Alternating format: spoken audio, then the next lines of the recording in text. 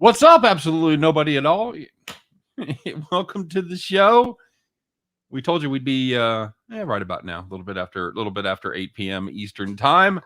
Welcome to Heading Back to the Window live as we take a look at the Rams and Arizona Cardinals. I am your host, Scott Steen, lead handicapper at winnersandwhiners.com, joined as always by the one and only Scott Reichel, senior handicapper over winnersandwhiners.com. And together we do this every single day. Well, not live, but we do our show every day, 3 p.m. Eastern, 2 p.m. Central, a little thing we call Heading Back to the Window with Scott and Scott. So make sure you stop by and check that out. And I'm just taking a look at Zach Weddle here. Trim that beard up a little bit, Zach. Nicely done. You mean Eric Weddle? I mean Eric Weddle. Zach Weddle was a bowler in Kansas City. Sorry, guys. Yeah, Eric Weddle. I was more of a Norm Duke guy. You're a Norm Duke guy. He's still bowling. Still doing pretty well. Yeah. Matthew you Torvik, have him and you have Weber. Those are the two that I know. Okay, there you go. Who do you think you are? I am. That's all I got. I bowled against Pete Weber when we were in college together. I'm assuming you lost a semester. No, I had the high game of the season. Really? Yeah. It was. Once again, on today's episode of What the Hell Has Scott Not Done in His Life? He bowled in Springfield. He bowled for Southwest Missouri State. Well, now it's just Missouri State. But their bowling alley had like pillars between the lanes, between 6 and 7, and I want to say like 10 and 11. But you had to like swing. If you shot a 10 pin, if you moved left, you actually had to pull your arm in behind you as you went by the pillars. It was crazy. Matthew Torvik says, "What broadcast are y'all tuning into tonight?" I'm just watching the regular cast because I'm not listening. I got the volume off, so it doesn't really matter what I listen to. I'm tuned into the Scott and Scott audio part, so it'll be interesting to see. I'm kind of curious to see how many viewers we get, Scott, because we had about we topped out right around 30-35 for the national championship game, somewhere in that neighborhood. I couldn't tell if you were asking me or you were thinking to yourself, but yeah, that sounds about right. I think that's about right. And my son was like, "Man, that's pretty good." And of course, he does his like stuff for his 5 buddies and things like that. So we're looking for 50. By the way, Matthew, speaking of your kid, I actually saw on Twitter he is on the Islanders in the under. I commented on it. I don't know if you saw it or not. I said I knew you were going to take that play. Sonny D in the house. What's up, Sonny D? Good to have you here. Good evening to you as well. Matthew, to kind of answer your question without being a smart ass, which, good luck with me. If I were watching a broadcast that wasn't us, I'd be watching the Mannings. Yeah, probably. Because the Rock's on tonight. I like the Rock. You like the Rock, Scott? I don't mind him. I feel like he's one of those guys who I feel like I see everywhere. He's in everything, man. He really is. So I like his personality. I can't say I was a big fan of WWE while he was a main figure in there, but I've seen several movies that he's been in. I actually watched the Scorpion King again the other day. Hadn't seen that movie in years. The Rock with long hair, something you're not used to. We have 4 viewers now, and one of them's the fucking Russian spam. What? Yes. All right. Well, we're about to go down one user. Hi, Russia. Matthew says we are his Mannings tonight. That's very kind. That's I've been called worse. I definitely have been called worse than the Mannings. So it'll be now, Scott. It's almost game time. I'm close to revealing what I have tonight as far as my premium goes. I do have my props. I do have anytime touchdown and the Rams win with Michelle and Cup and Higbee. So they pay various amounts. So we'll see how that goes. It might be a clue to who I'm taking tonight, by the way, that I have everybody on that side with the Rams win. What are you on tonight, buddy? Well, there's 2 things that I'm on. Like you, I have Higbee to score. I have Higbee first touchdown at around 16-1. Nice. So I got a pretty good price there. And I like the over. Mm-hmm. I mentioned it on the air today. First of all, I forgot to mention during the show, you're also indoors. So all the cold weather, all the whatever, no, it's an East Coast problem. So the weather's going to be fine there indoors. And you know that both teams, once again, still love to air it out. They love to generate big plays. And once again, if you're signing Eric Weddle to come out of retirement, I'm not exactly sold by the secondaries in these games. I'll take the over. Very good. Matthew Torvik is on the Rams and the over. 2 plays I like quite a bit. Not gonna lie. Yeah, I don't see how it goes under. I know how it stays under. It's you need some turnovers. Yeah, you need some turnovers, some dry drives. But I think these teams are going to be. I think we're going to see some points tonight. But that's my prediction. Michael B is in the house. He says, "Good luck, guys." The time traveler. See, the time traveler's fading us, Scott. He's got the under in Arizona. Arizona will win outright.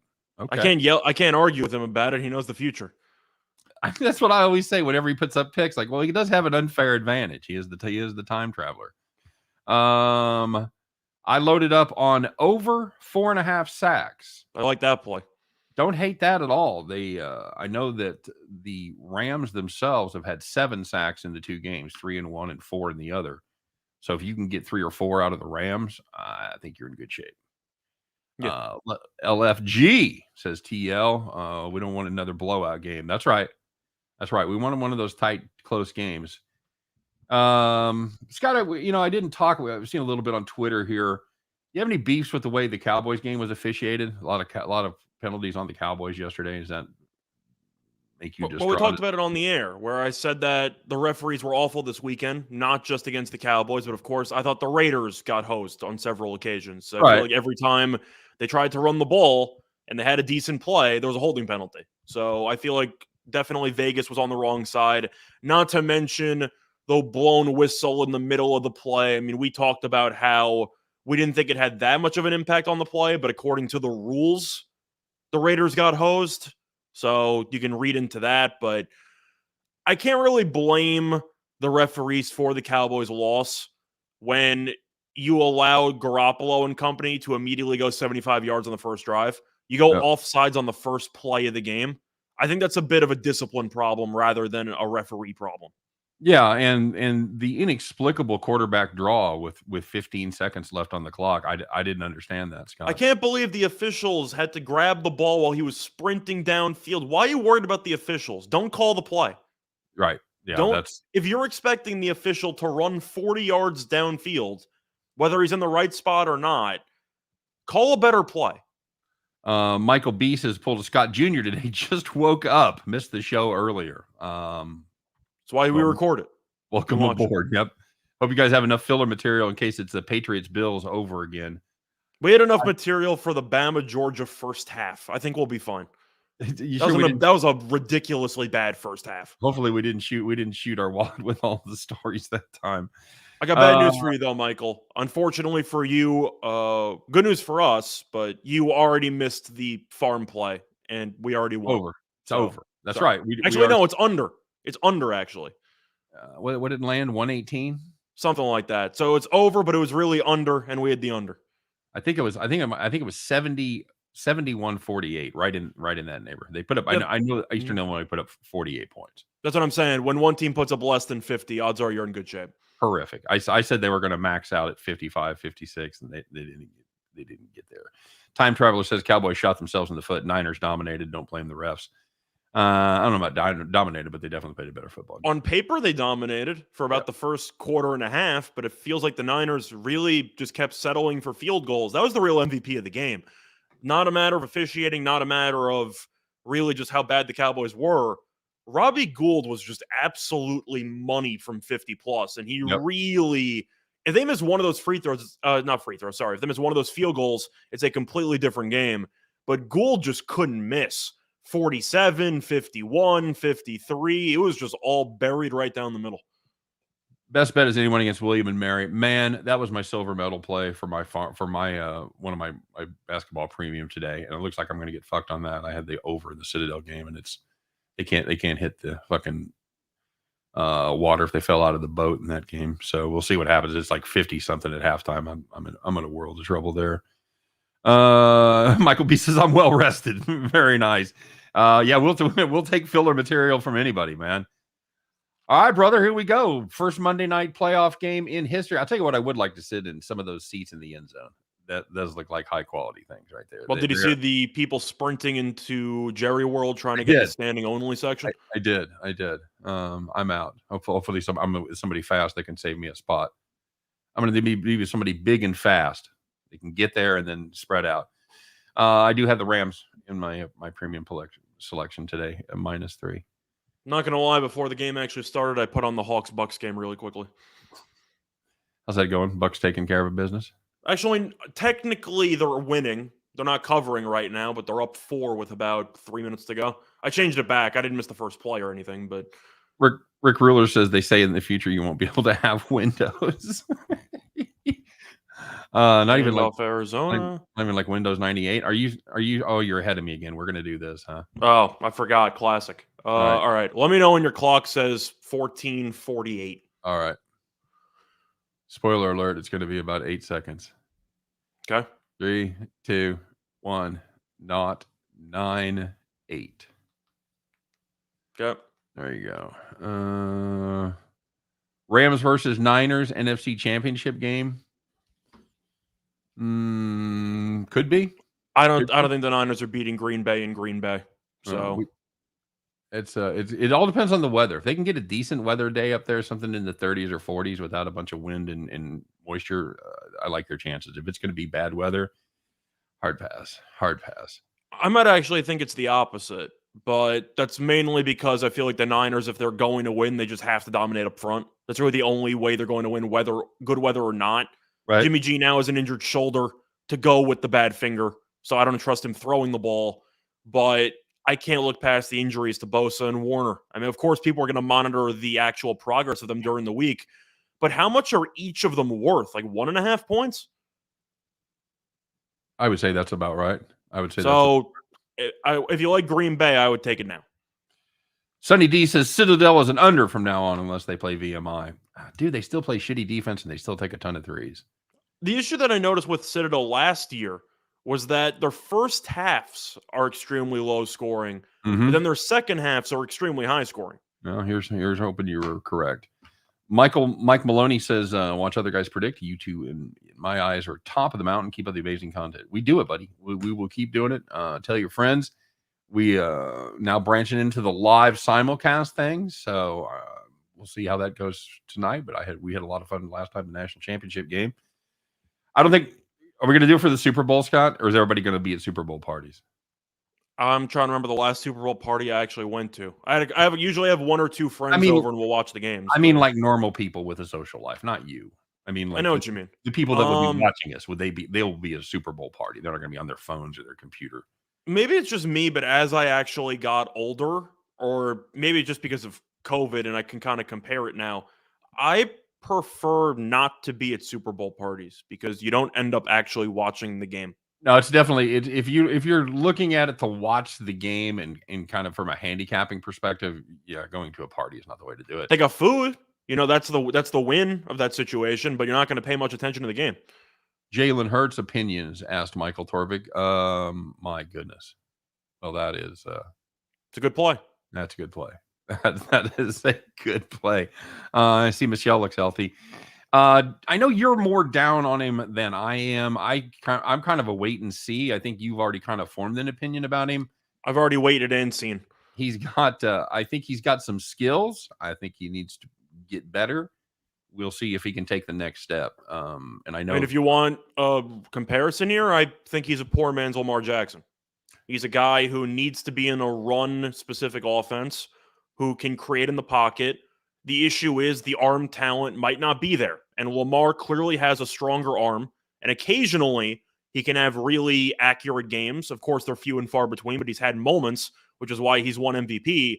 I don't think the arm talent's there for Hurts. And I'm not saying that he can never succeed in the NFL, but you have to customize your entire offense in order to make him, I'd say, successful. And that's the concern I have. It's because if you throw him on a random team that maybe doesn't have a run-heavy scheme, I think he would struggle. So I think that he can be successful, but you basically have to create an offense just for him, and I have a hard time believing that's sustainable. See, and I'm probably prejudiced because I watched him throw for 4 bills against the Chiefs. I think he went 392 or 396, whatever the hell it was. So I saw him make some throws. So I'm probably prejudiced because that's I watched that in real time and I was super impressed with him. Rick Ruler says I got 3 parlays today, +3 Rams to hit all 3. And I got Arizona team total over 22.5, Arizona +7.5. He says I'm all over this game like flies on dog shit. JC Stone, yeah, says Super Bowl party goers just don't understand us. Yeah, where we want people to shut the fuck up during commercials, like, or I mean, where we can talk during commercials and shut the fuck up during the game, which is the opposite. That's one thing that I think has aged horribly as I got older. I mentioned Super Bowl parties, and I used to find them kind of fun, but now I really don't. I don't think there's anything more overhyped nowadays than Super Bowl commercials. You have what, 3 good commercials a year? That's about right. And it's less than it used to be. See, and I've kind of got a weird Super Bowl history since I've had kids. When I was like your age in my 20s and shit, I went to like all the Super Bowl parties and had a blast and all that shit. But my twins were born the first week in February. And since they've been little, and my son's been a football fanatic, he's always wanted his party on Super Bowl Sunday. So he always has his birthday party. He always his buddies over and they watch the Super Bowl. So I'm kind of like nominally in charge of the kid's birthday party at the same time the Super Bowl's going on. So of course, as he got into his teens and everything, he took more responsibility and his buddies would bring over snacks and I got to hang out. Got to hang out. There's one of your sacks who's ever looking for 5. Well, nothing Stafford could do there. Nobody was open. No. Well, he could have thrown it away. But I'm saying you're punting anyway. It didn't matter. Yeah, that's true. That's very true. So didn't throw a pick though. That's important. And I do have, by the way, if you saw my play of the day, I've got Kupp over 106.5 yards. So I found at DraftKings, and I've got Stafford to throw an interception. -130. I couldn't resist. I just for your sake, I took it, buddy. I it's a meme. So at this point, it really is. I embrace it. Johnny Hacker. Speaking of which, by the way, Jimmy G interception yesterday. Dak interception yesterday. Mm-hmm. Trying to think of the other quarterbacks. Brady did not throw one. Hurts Mahomes did. Trying to think of the Saturday games. Jones did. Yep. Mahomes did. Yep. Big Ben did not. That's probably a bad beat. Yeah, there's a lot of garbage time attempts. Big Ben did not throw an interception. I'll tell you what, I think we dropped 4. I think we had 4 go through our hands. Mm-hmm. Super Bowl parties, half don't know football, and then you got to go home. Yeah, not for me. You know what? That's with gamblers and people that really watch this sport seriously. That's probably a pretty normal opinion right there. It's not. It's not about the game at all. You know. It's about the atmosphere. It is. It's about the atmosphere. Yeah. Do you do squares at your Super Bowl party, Scott, where everybody throws in $10 or whatever? And I usually get pressured into it. It's like having a first. It's like having a first touchdown score, but it's for the entire game. Like right. you don't actually expect to win. You just throw it out there to hit a big payday. It's $10. Who cares? Yeah, and I'm always like, how do I get an edge here? It's everything's 9-1. I still remember I won once in my life. I won one big prize in my life. I'm trying to remember which Super Bowl it was. I'm pretty sure I had 8-4. Great numbers in the Patriots Seahawks game. Okay. And I had the curse miracle catch, whatever, followed by the interception. So I won on the Malcolm Butler play. Nice. That was it. That was like a miracle. That's the only time I've ever actually won a couple $100 in boxes. JC Stone says, I'm with you on the Stafford pick. I'm like 1-8 on these stupid pick bets. I quit. On the bright side, JC, at least you have a win. Like, I don't even think we have a win when we gave that out. So you have us beat. No, we have not hit it yet. No, we have not. We have not hit one yet. And all of the plays make sense. They all make sense. It just hasn't worked out in any situation. Time Traveler says Arizona over 10.5 first half. Anybody with me? Fuck. Better hurry. David Good said, love the Murray State under. Yeah, buddy. We did too. That was our farm play. Bookies hated it. Yeah, bookies. Oh, fuck. 132, buddy. 132. At some point, we talk about how Eastern Illinois is the new and improved ooey pooey because they haven't caught up yet. Blindly speaking, you're 13-0 to the under. You have to be in the 120s. 130 is an absolute joke. Gotta be. What a fine shooting team. Oh God, they're awful. They're just awful. Ooey Pooey plays a little better defense, but the odds makers have figured it out. The fucking word's out on Ooey Pooey because you're seeing 120, 119, all that kind of shit. There you go. That's nice contain right there, bud. That's nice. Way to stay home, 94. Nice job. Sonny D. Makes me feel fine. Is stopping by weather forecast for Green Bay. 8 p.m. bitter 3 degrees, 13-mile-an-hour wind gusting to 25. The good news is no snow.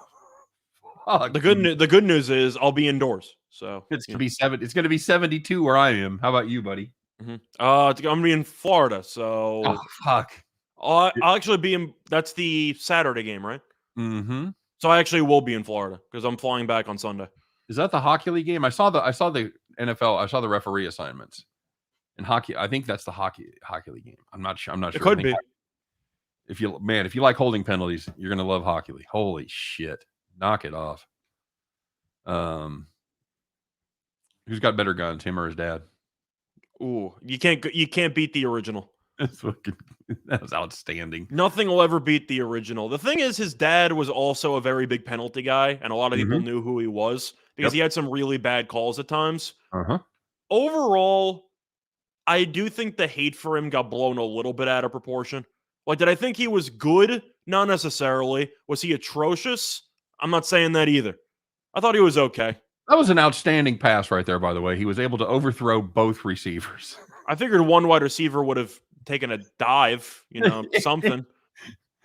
See, that's what I talked about Murray being able to throw on the run. You'd think he would be better at it because he has to do it all the time. And that's exactly the kind of shit I was talking about. I talked about it on my premium video and I talked about it a little bit today.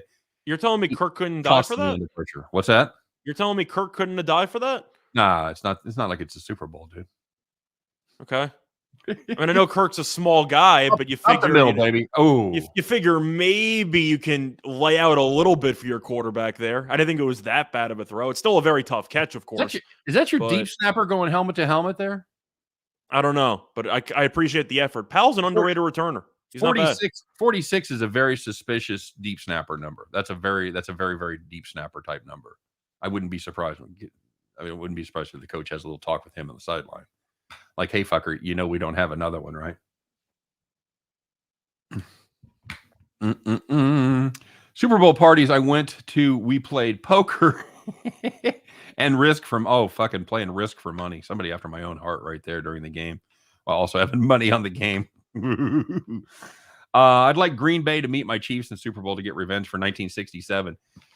David Good, just like old-time Chiefs fans like me, we're still fucking salty over Max McGee, drunk ass, hungover Max McGee catching fucking touchdown passes, coming back in the second half. What the hell? I think the reason why you lost that game was you didn't do a good enough job matriculating the ball down the field. No, we did not matriculate the ball down the field. Had a good first half. I think we were down. What were we down? 14-10 at halftime. I know you hung in there, but of course, tight end makes a behind the one-hander behind his head, and it all goes downhill from there. Yeah, cool story, bro. That's like the only time Bart Starr ever threw a pass. Yeah, I'm with you, David. I'm ready. I'm ready for the Chiefs to make a run through the AFC here. I'll tell you that AFC, man, there's some real teams there. There's some big boy teams in the AFC left over right now. Between Tennessee, Kansas City, and Buffalo. We had Fred the Hammer. They took care of him in that game though, man, because he'd been Fred the Hammer Williamson. You know who that is? I do not know who that is. He was famous for throwing shivers, like forearm shivers. He would make a tackle and then club you in the fucking helmet with the forearm. It was all legal, and he called it the hammer. He'd bring down the hammer, and he'd knock guys. They used to clothesline guys. We had a returner named Nolan Smith, and they fucking stuck out an arm. It was like if you ever saw the old Longest Yard with Burt Reynolds. With Ray Nitschke going, I think I broke his fucking neck, and then I broke his fucking neck, and that's exactly what it was like. That was a crazy time, man. C. Hanford says Bills on the money line. I don't hate it. I mean, it's a hell of a team. That's a hell of a team. I mean, you can't watch that game on Saturday night going, fuck, the Bills got no chance to beat the Chiefs. Absolutely not. That's a hell of a team. Josh Allen playing good football right now. I still question the secondary without White because you really can't pencil in them playing as well defensively as they did against Mac Jones. They did a great job against the run. I mean, that was definitely the Achilles heel of this defense during the season, especially against the Patriots. And Buffalo just said, 2 times maybe, But if you think we're going to let Harris go for a bunch of yards in this game, you're out of your damn mind. So he did nothing. And after that, if you stop New England's ground game, it's pretty much a wrap at that point, isn't it? Yep. Odell Beckham Jr. doing his best Demarcus Robinson impression, by the way, catching the ball and fucking going backwards. Nicely done there. Good. I'll tell you what, though, Robinson had a really nice deep catch in that game yesterday. He did. Didn't have a chance to go backwards. We fucking love that. Mm-hmm. David Goodson, Fred got knocked out in the first quarter. Yeah, they fucking took care of Fred. They absolutely did. How do you factor refs and point spreads? It's a factor not looked at very much. Explain if you can. I think it's more totals if you're going to look into it. Yeah, I mean, there's some referees. It's more pronounced with umpires, where you see home and away splits, where umpires will definitely will favor home teams with strike calls. As far as what I look at when I look at referee squads, I look at how many penalties they called. I want to know how many DPIs are you calling, how many offensive holding are you calling, and that's going to dictate my strategy as far as that game goes. If one team tends to have more passing, where they're going to have a more proclivity to have offensive holding on pass plays, or if another team plays a lot of man-to-man, they're more likely to run into DPI problems. That's what I'm looking at. Scott, what about you? That's really one thing that I do not excel in, or at least I have really not spent as much time as making it a part of my handicapping process. I really don't pay enough attention to the refs, and that's on me. I should pay more attention to that in the future. For me, it would look into totals, because you can talk about home teams and go through actual biases. But at the end of the day, if you're calling a lot of DPIs, assume there's going to be a lot of touchdowns. There's going to be a lot of holding penalties. Take the unders and assume you're going to have a lot of killed drives for a couple of holding penalties. But that's how I would look at it. I look more into totals. Some referees, just based on crew, like the hockey leagues, they just want to be on TV all the time. So you know that if they're going to, let's just say if you know who the referee is, assume there's going to be penalties. Is that a fair assumption? Yeah. I think that's absolutely fair to say. The biggest compliment you can give a referee is having no idea who they are. That's the biggest compliment you can give, because you only know about the bad ones. Yep, absolutely true. C. Hanford said, "I like the Bills' defense versus KC." I get it. I get it. They played a flawless game pretty much against New England this weekend. I think the only takeaway I had from that entire Chiefs game was that Hill actually looked healthy, and that's kind of scary for the rest of the league because he was having an awful month leading up to the playoffs. Right. So that's a good sign. JC Stone said, strike zones tighten up if they have an early flight out of town. Find out their flight plans. I'll tell you what, I've seen some games that look like they had flights in about 30 minutes. Some of the shit they've Speaking of untimely holding penalties. Oh man. What you think? Did they get a directive before the playoffs started to call more offensive holding on run plays? Some of them are warranted, but I feel like anytime you see something going on, I see the offensive lineman's really upset about it, so he doesn't think he did anything. Well, it's going to involve his left tackle. No, it's actually on the guard. It's a pretty weak call. Huh? No, that's pretty weak. It's not something that fucking stands out. I'll tell you that much. All I know is that it seemed like the Arizona guy tried to stick an arm out and dive at the running back, and they thought that the guy tackled him, but he just didn't do anything. Oh, that's a pretty weak call. That's a huge. What is that? A 25-yard penalty there, down inside the 10, right at the 10. I think they were at the 5. Or didn't they hit the 5? I think. Tell you what, though, Akers looks good. Yeah. How do you?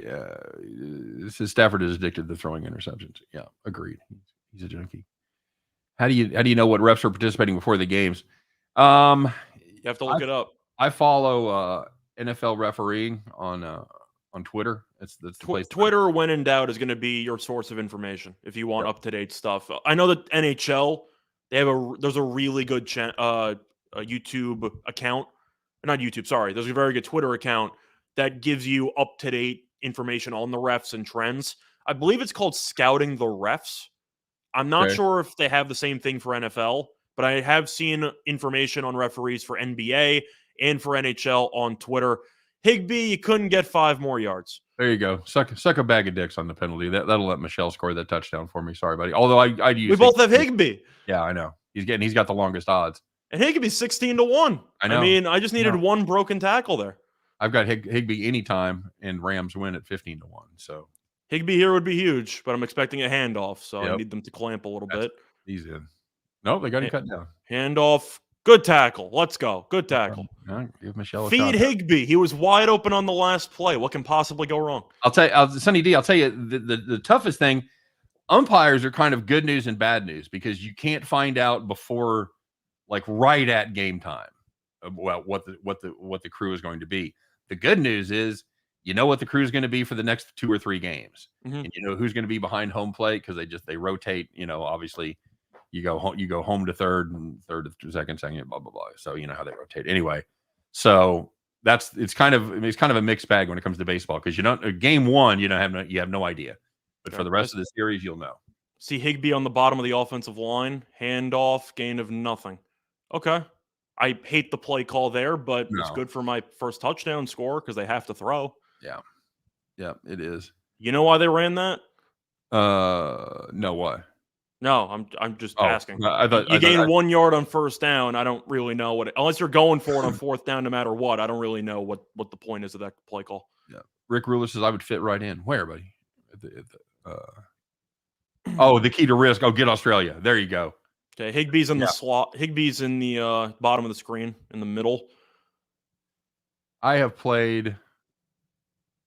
Nope, didn't get the other foot down. I think he was in. Oh, did he tap that left foot? And I said Odell on the air today for a touchdown, but damn it, I thought he was in. Okay, I guess he got that left foot down. That's there doesn't seem to be much question about it. So here's a little replay. Oh yeah, he's clearly going to be in. Easy catch. Easy. Yep, you're absolutely right. Rick, I don't think there is a board game, at least a popular board game, that I haven't figured out a way to play it for money. We played Monopoly with real money, Risk, chess, of course, backgammon. I fucking put myself through unemployment playing backgammon for money. That's who I took when I asked earlier. Very good. So you got Beckham for the first. That was the first name I mentioned. I don't remember if I said first touchdown or anytime. I think I said anytime. But Odell's a guy who's been targeted frequently in the red zone, and that's why. Yep. He said James Mount says he says young Scott, you called ODB. Absolutely. Yeah, unfortunately my money had Higbee first touchdown, but thank you. Risk, I kill you. I don't doubt it, man. I haven't played in a long time. We played a couple games with the kids, but it's a game that you have to have a lot of reps. You play Risk, Scott? I have. I've not played it in a while. Yeah, it's a great game. It really is. I'm a big fan. Unemployment hype. I don't know what that means.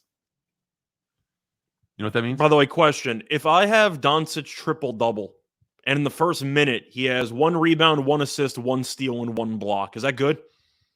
It's good. It's a good start. It's a good start. We'll see. I got it at plus 420, so we'll see what happens. Oh, 420.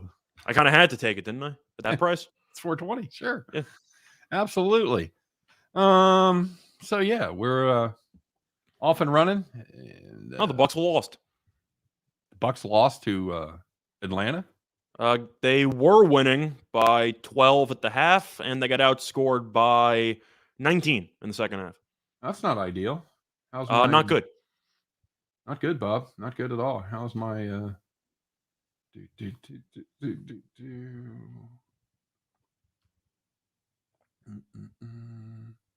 trying to find my Citadel. Oh, there it is. Oh yeah, 116. It didn't look good. 116 with 3 minutes left. Yeah, I'm in a world of fucking hurt there. God damn it. Oh, what are you gonna do? Citadel just absolutely shot like shit. Miami beating up on the Raptors. There you go. That Miami team is something. There's something. Not sure what, but it's something. Definitely something. Indiana wins doesn't cover against Nebraska. We talked about that. I said it was going to be close just because Nebraska's so bad in general, but Indiana's so bad on the road that you didn't really know what to expect. By the way, I see the Islanders were tied 0-0 with 10 minutes to go in the second period. Kid's a genius. Good start on the under. Besides that, I remember one hockey play. Unfortunately, I said a couple of dogs that I thought were kind of live tonight. Mm-hmm. I said Minnesota. I said plus 1.5 would be my play. Yep. The plus 220 money line or whatever, they lost in a shootout. Yep. I said Buffalo at like plus 120. They lost in overtime. I tried. Okay. I tried to take a stand. They lost in overtime both times. I tried. Okay. James Mount says, nice call on the farm play. Eastern Illinois was like stealing. Yeah. When you give me Eastern Illinois and you put a number in the 130s, that's fucking stealing money right there. I agree. Until that changes, they're going to adjust. They're going to ooey pooey it. They're going to figure it out, Scott. But until they do, you keep putting up 130s there. I'll take it. I'm going to say thank you. Yep, all day long. Indiana screwed up his parlay. God, I hate laying wood on the road, man. In conference play. So I'm 3 minutes into the Mavericks game. Doncic has 0 points, 3 assists, 2 rebounds, 2 blocks, and a steal. It's triple double the hard way. He might be going 5 ways. Can you have a triple double without points? Can I get the round robin triple double assist? Right. Yeah. No, I know they do PRA. It's not truly a triple double. It's PRA. So, 2nd and 8. Scott can't run the ball, and pass rush is flat getting after it. I can't say I'm surprised. That was the issue in the second meeting. They just couldn't protect him. I was just going to say he finally had time to throw. That's the second sack. And then Von Miller gets home. So whoever had the over, I'm trying to remember who had the sacks. But either way, whichever one mentioned it before, sorry, I can't remember who said it. You're in pretty good shape right now. That is 2, right? Yeah, that's 2. That's 2. That's it. And this is because I had originally when you and I did the show, I was leaning Cardinals, and then I rewatched both of those games again and really watched them. And Rams up front are just better. All I noticed was Murray just running for his fucking life all night long. Yeah, that's not going for 6. Oh, it's the old pass back. Oh shit, that could work. Okay. They threw a flag. Yep, I don't know what for. Holding on the outside would be my guess. But they threw it immediately. Are they arguing that those were forward? Are they arguing it was 2 forward passes? Could be. Good deal. That's what we're looking for is something to delay it about 10 minutes. I'm actually going to rewind that because I kind of want to see if that was potentially 2 forwards. That's the beauty of doing this. I could rewind. Now they're going to show it again. Okay, so let's see. Yeah, but I still want to see it live or see it in real time. Okay, so the first pass is clearly forward. That's close. That is very, very close. But based on when the referee threw the flag, I have to assume they're claiming it was 2 forward passes. Oh, that's the call. Yeah, that's about as close as you're going to get in the Titans Music City Miracle. It's kind of like you need 7 different angles because the ball might have went about 3 feet forward. Oh, well, the problem is, yeah. So that's where you throw it there, and no.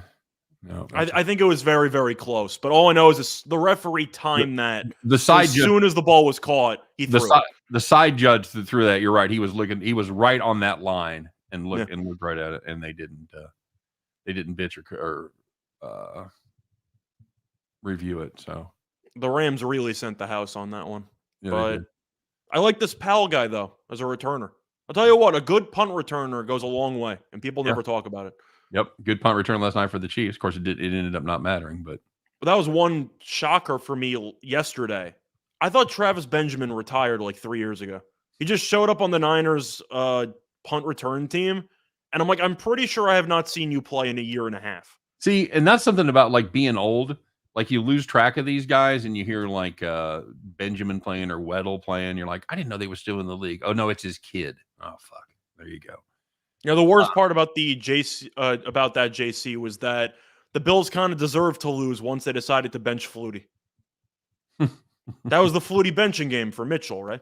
Mm-hmm. James Mount says a good punter is also golden. Yeah, we talked about where you would take the kid from San Diego State if he was worthy of a first-round pick, or if only the Raiders do that. I said second round, but you can make an argument for first. I think second, just because you can argue never to outkick your coverage. I don't even care. You get so many penalties on every single punt return. Yeah. Half the distance is so damn huge if you're just pinning them every time at their own 10. Yep. Agreed. Eagles punter sucked. Yeah, he didn't. He was really bad. He didn't help them at all yesterday. Well, truth is, the whole special teams yesterday was terrible. Rieger fumbled about 2 separate punts. Yeah. He had 1 good return, which shouldn't have happened because he fielded a punt inside his own 5-yard line, which is Cardinal sin number 1. I can't believe they kept using Rieger because he made about 3 separate mistakes on punt returns, and they kept using him. I was really confused. I'll tell you, Dave Tobe in Kansas City, there's a fucking tough guy. You give it to McCole Hardman, he goes 50 yards. Next time, it's Mike Hughes back there returning punts. Well, the Cowboys do the same thing. They have Lamb return it sometimes, and then they have, I forgot who the other one is, but they rotate every now and then. What? Well, I don't understand. I mean, yeah, we had Tyreek Hill back there returning the last punt. So I don't understand exactly what we're looking for with the returns or whatever. It's probably above my pay grade. Probably, super smart football stuff that I'm not fucking aware of. But that's above my pay grade. To me, it makes no sense. You got a guy that goes for 50 yards and you pull him for a defensive back the next time. So anyway, yeah, Matthew Torvik said Jalen Rieger punt returning buried the Eagles even more yesterday. The punt return is huge. Yeah, we had that teaser, and I still blame that fucking fumbled punt for losing the teaser because it was what was it, 17-0 right there. They had a ball about midfield.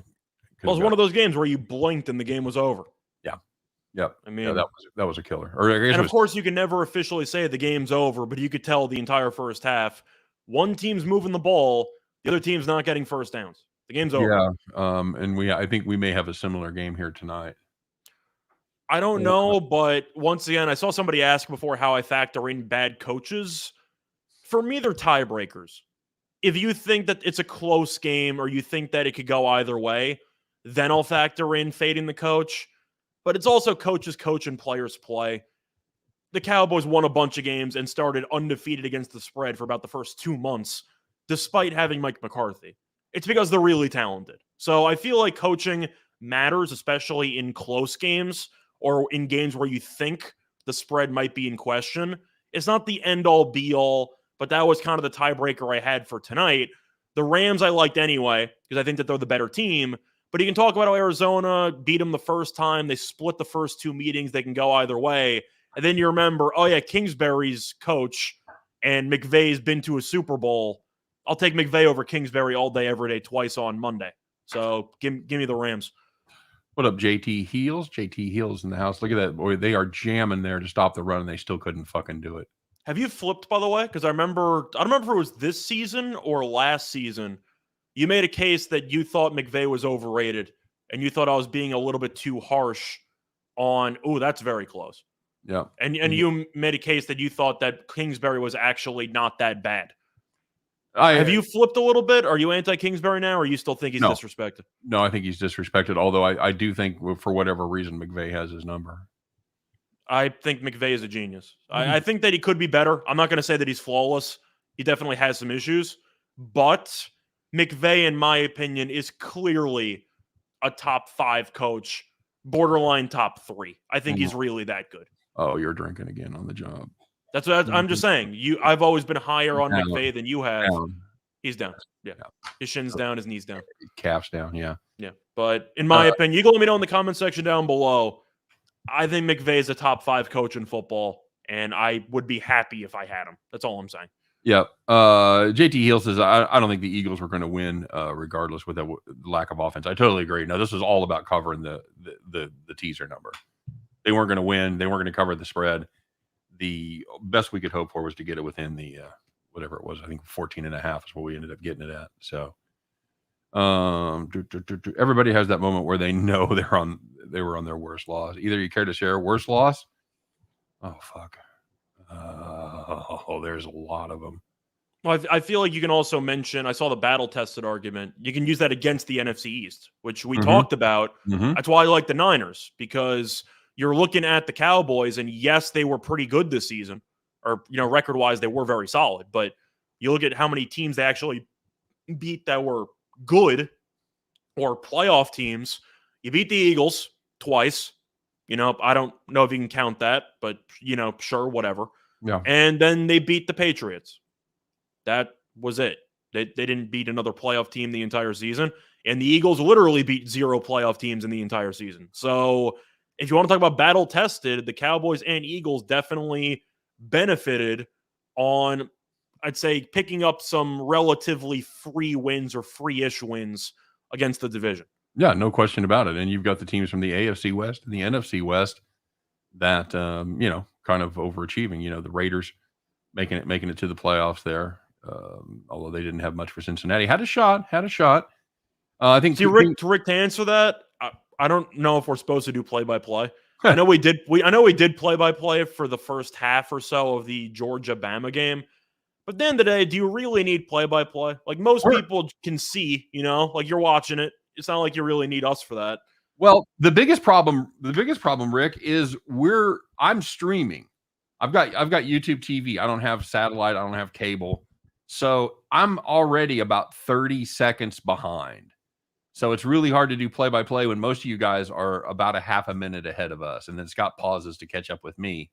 So, yeah, I mean, yeah, dude, I can do play-by-play. But number one, it's illegal.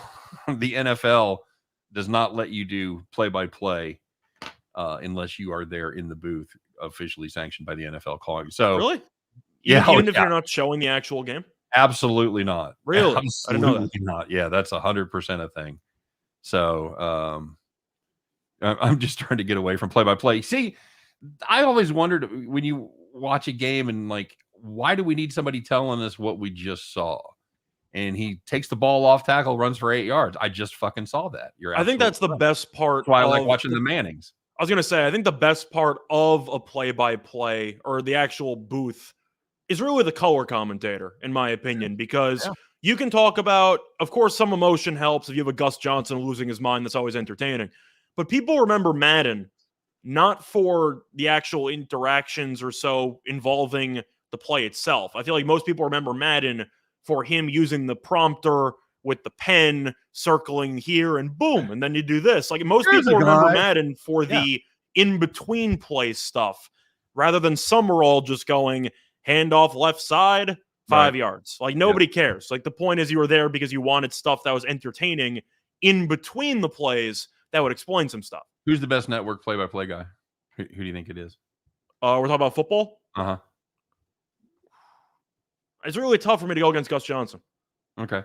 He's always been my guy. I've always been a huge Gus Johnson guy. I do think that the most underrated, I'd say, play-by-play or color guy, it used to be Musburger, but of course now he's doing it in Vegas. I was a huge Musburger guy. I think he's great. But I do think that Kevin Harlan, whenever he actually does NFL games, does a great job. He just doesn't do enough games. Yeah, I'm a Harlan guy as well. I mean, he does a game every week. He just, you don't know where they send him. He's the number 2 crew there for CBS. Of course, he was the Chiefs guy, so I'm always prejudiced towards Harlan. He's a KC guy. Too much talking about nothing. You think that until you just watch silence, and then you're like, why isn't anybody talking? So yeah, I agree. And Romo, he has the potential to be such a good color guy because he knows the game so well, but his banter is horrible. His fucking talking conversation, it's awful. Here we go, Jim. He doesn't seem super smart about anything but football. Is that fair to say? Can I say that about Romo? You can. Of course, I never met him personally. I know he knows how to golf. Does that count? Nope, not a bit. Okay, fair enough. But all I know is that Romo, they brought him in because they know that he can be a Nostradamus when it comes to predicting plays and everything like that. And if you compare him to other former players, I mean, Jason Witten, people forgot was even a broadcaster. That's how bad his tenure was at awful. ESPN. Awful. So that's the point. You've had a lot of athletes who you think should be able to be good at it because they have a high IQ when it comes to the sport, but they just don't have the actual personal skills to fully be on TV for 3+ hours. Right. Romo just seems like a guy who I like because it seems like you can hang out with him. He just seems down to earth. But I do agree with you. Some of the actual banter just seems either out of place or just completely unnatural. So I understand where you're coming from that perspective. I'm going to give you a hot take, and this is going to be for people that remember this, because somebody, JC Stone, put it in the comment section about Dennis Miller doing Monday Night Football. Being a comic and appreciating Dennis Miller's comedy, I liked him on Monday Night Football. I thought he was a fucking hoot. I knew it when I was watching that people were going to hate him. People were absolutely going to fucking hate Dennis. Well, he was a polarizing guy to begin with. Yes. He dated Jessica Simpson. He's a god in my book. Fair enough. Romo went to Eastern Illinois, that great basketball school. Yes, he did. So did Jimmy G. Yes, so did Jimmy G. That's right. Quarterback factory. It's no Mizzou, but yeah, they can put some quarterbacks out there. But by the way, maybe it's just me, but I feel like I've seen everybody criticizing those Slack commercials that have been on TV for the last couple of days. I think every time I've seen one of those commercials, I've had the TV muted. So I actually have somehow avoided an absolute just disaster, apparently, because nobody that I know actually likes those commercials. I get like PTSD when I hear the fucking Slack thing go off. I keep thinking I'm missing a message. It has a little click, click, click. Mm-hmm. Holy wide open. Wow. That was a hell of a throw, but I said going into today's game, Odell's going to torch this team in the red zone, especially. And Jones says, I'd rather have Romo than Aiken. I think he means Aikman, but still. Yeah, I agree. I totally agree with that. I fucking, you could call a penalty on that too, by the way. I'm really torn, by the way, on speaking of Aikman. I'm kind of looking at the booth. Aikman's okay. I don't think he's amazing by any means. I kind of want to ask about his partner, because Buck is such a polarizing guy, and it's weird because he, in the booth, has basically no personality. But if you listen to interviews and you actually hear him talk on the Manning cast, whatever, he's actually funny. Mm-hmm. And yet he just never shows any personality in the booth. And maybe it's because that's how his dad did it. He likes to be professional. I like it when my broadcasters actually have a personality. I feel like it goes a long way. Well, I've talked to you about this show before. The show with Hank Azaria called Brockmire. Yeah, where he plays a disgraced baseball play-by-play guy. One of the aspects of the show is he has a running feud with Joe Buck. So he actually did a podcast in character as the Brockmire podcast, and he had Joe Buck on. They're not going to give him a touchdown for that, are they? Nope. I haven't seen an angle where you can overturn it. No, you're assuming his legs are down, but unless you have video evidence of it, I thought he was going to be short, but he was. He's down. He's down. Yeah, you see his knees down. He's down about the inch line. QB sneak Stafford time, or do you just give it to Akers up the middle? Give it to Michelle again. God damn it. He's on the sideline. I'm assuming they'll give it to Akers. Sure. JR says, I love you guys. Thanks, man. We love you guys. We enjoy doing this. We enjoy the shit out of this. We really do. I like Michaels and Collinsworth. You know, that's kind of a hot take because they're kind of like Nickelback, where people hate them and you really don't know why. I think Michaels is a god. I think Collinsworth is replaceable.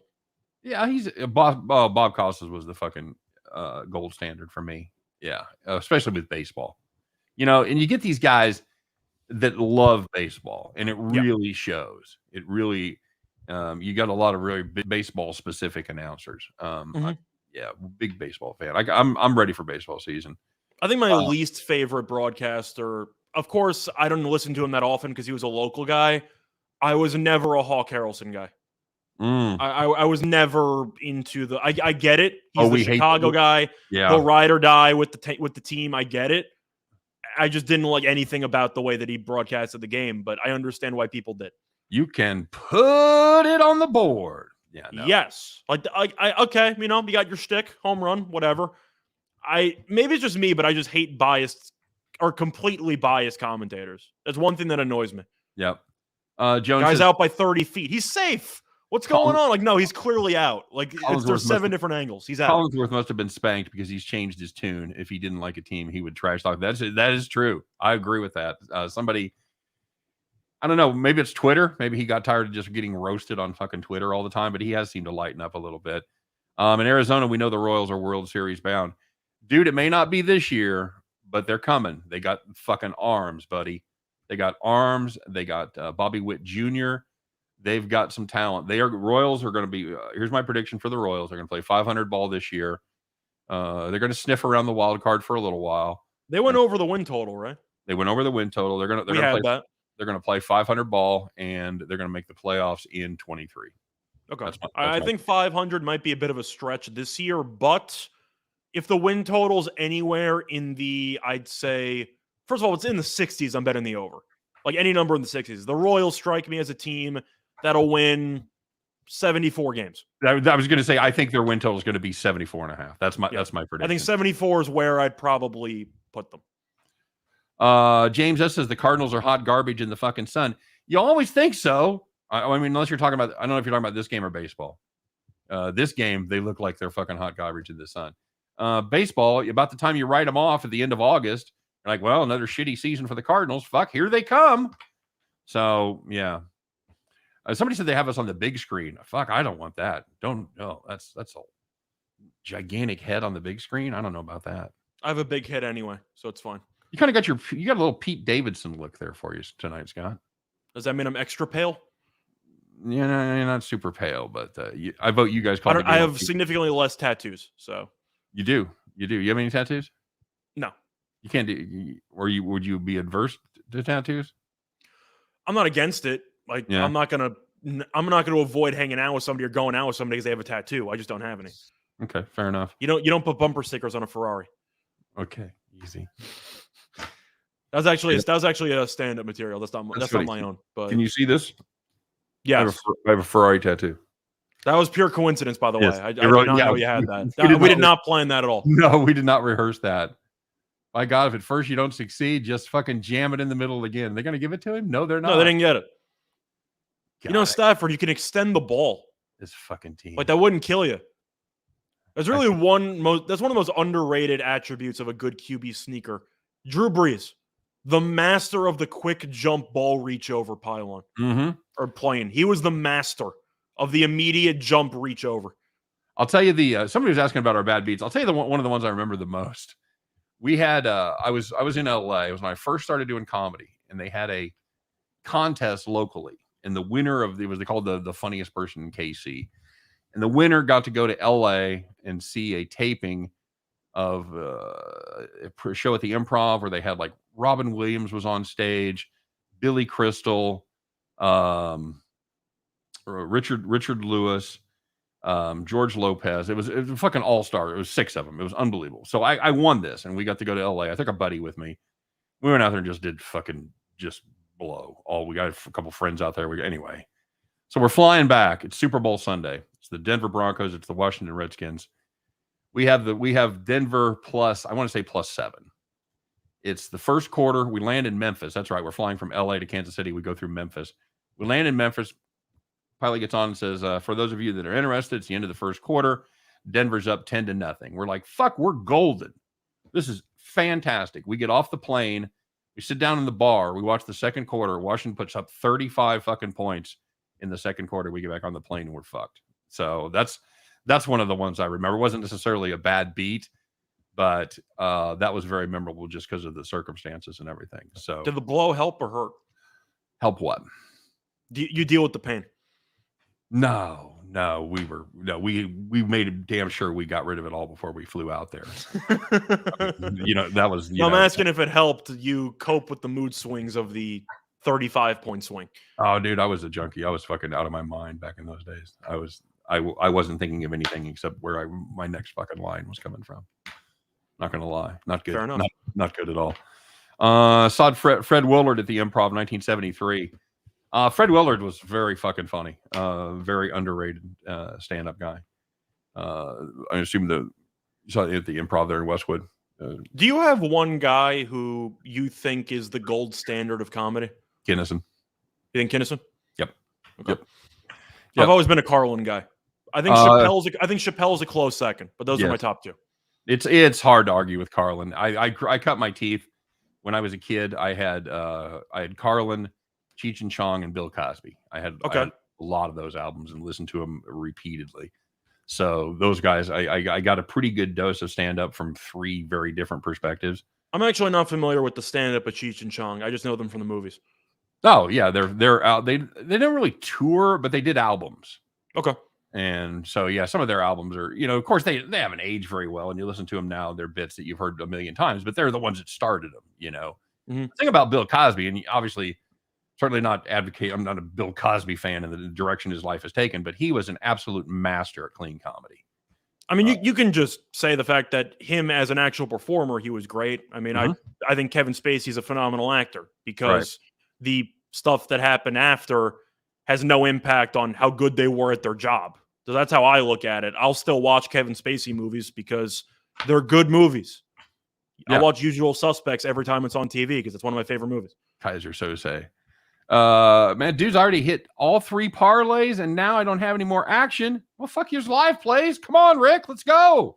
Well, there's 2 choices. You either have the live plays in this game, or you go into the online casino. I recommend the first option because the online casino, you'll not have a good time.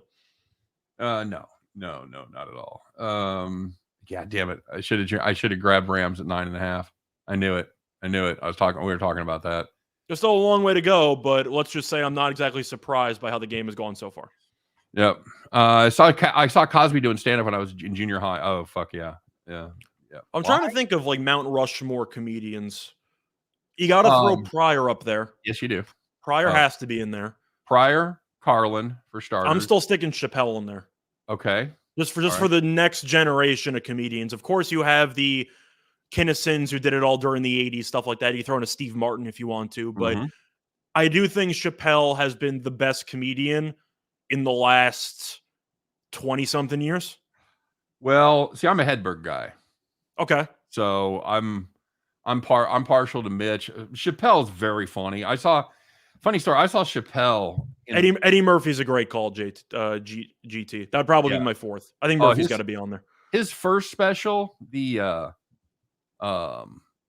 it Raw was the second one, right? Delirious and Raw were the ones that Delirious is the fucking hilarious one. My God, that just killed me. My dad and I quote that all the time. Yeah. Yep. Yeah, Eddie Murphy has to be the and I'll go back a little further. I'll go to Lenny Bruce, who influenced so many comics today by doing counterculture, blue material that he kind of Lenny Bruce kind of begat George Carlin, even though they were, believe it or not, they were contemporaries. They were coming up at roughly the same time. Really, Lenny Bruce was a little bit older, but if you see some of the old, so if you find some of the old clips of like Carlin on the Jack Parr Tonight Show and shit, where he's wearing a suit and shit, all short hair, very funny. GT Heel's Red Fox. Yeah, and Red Fox influenced the entire genre of like urban comedy. So without Red Fox, there'd be no Chappelle. There would be no Eddie Murphy. Are you going like Bernie Mac? There'd be no Bernie Mac. Yeah, no. Red Fox was the fucking Chris Rock. For all that. Chris Rock. Dangerfield, I feel like, has to at least deserve a mention when it comes to all-time great comedians. You know, we went to see Dangerfield live. Me and a buddy of mine, no backstage or no bullshit. We just paid his fans to watch him, and he was working on all new material. I counted him. He did 75 minutes. He did 135 jokes. It was the most unfucking believable thing I ever saw. And some of them were good, some of them sucked, but that's why you're working out your material in Kansas City before you go on and do a special or before you go to Vegas. But it was just phenomenal to watch. I think it's Stephen Wright when I think of just a bunch of off the cuff jokes as well. But of course, I'd say Dangerfield had the personality where that was kind of the thing of Stephen Wright. He was the awkward, antisocial comedian who would just say the one-liners, where Dangerfield went the opposite way of being the charming one-liner, laugh at my pain and misery. So it was kind of the same comedic style, just from 2 completely different approaches. Right. Sonny D says partial to Dangerfield, Chris Rock, and Lewis Black. I got a funny Lewis Black story, Scott. I'm working with Lewis Black at the Comedy Club here in Kansas City, and we're hanging out after the show, and the club is a dance club and bar downstairs from the Comedy Club. So we're sitting there having a drink. He's on the phone wishing my wife happy birthday because my wife couldn't be there. She loved Lewis Black anyway.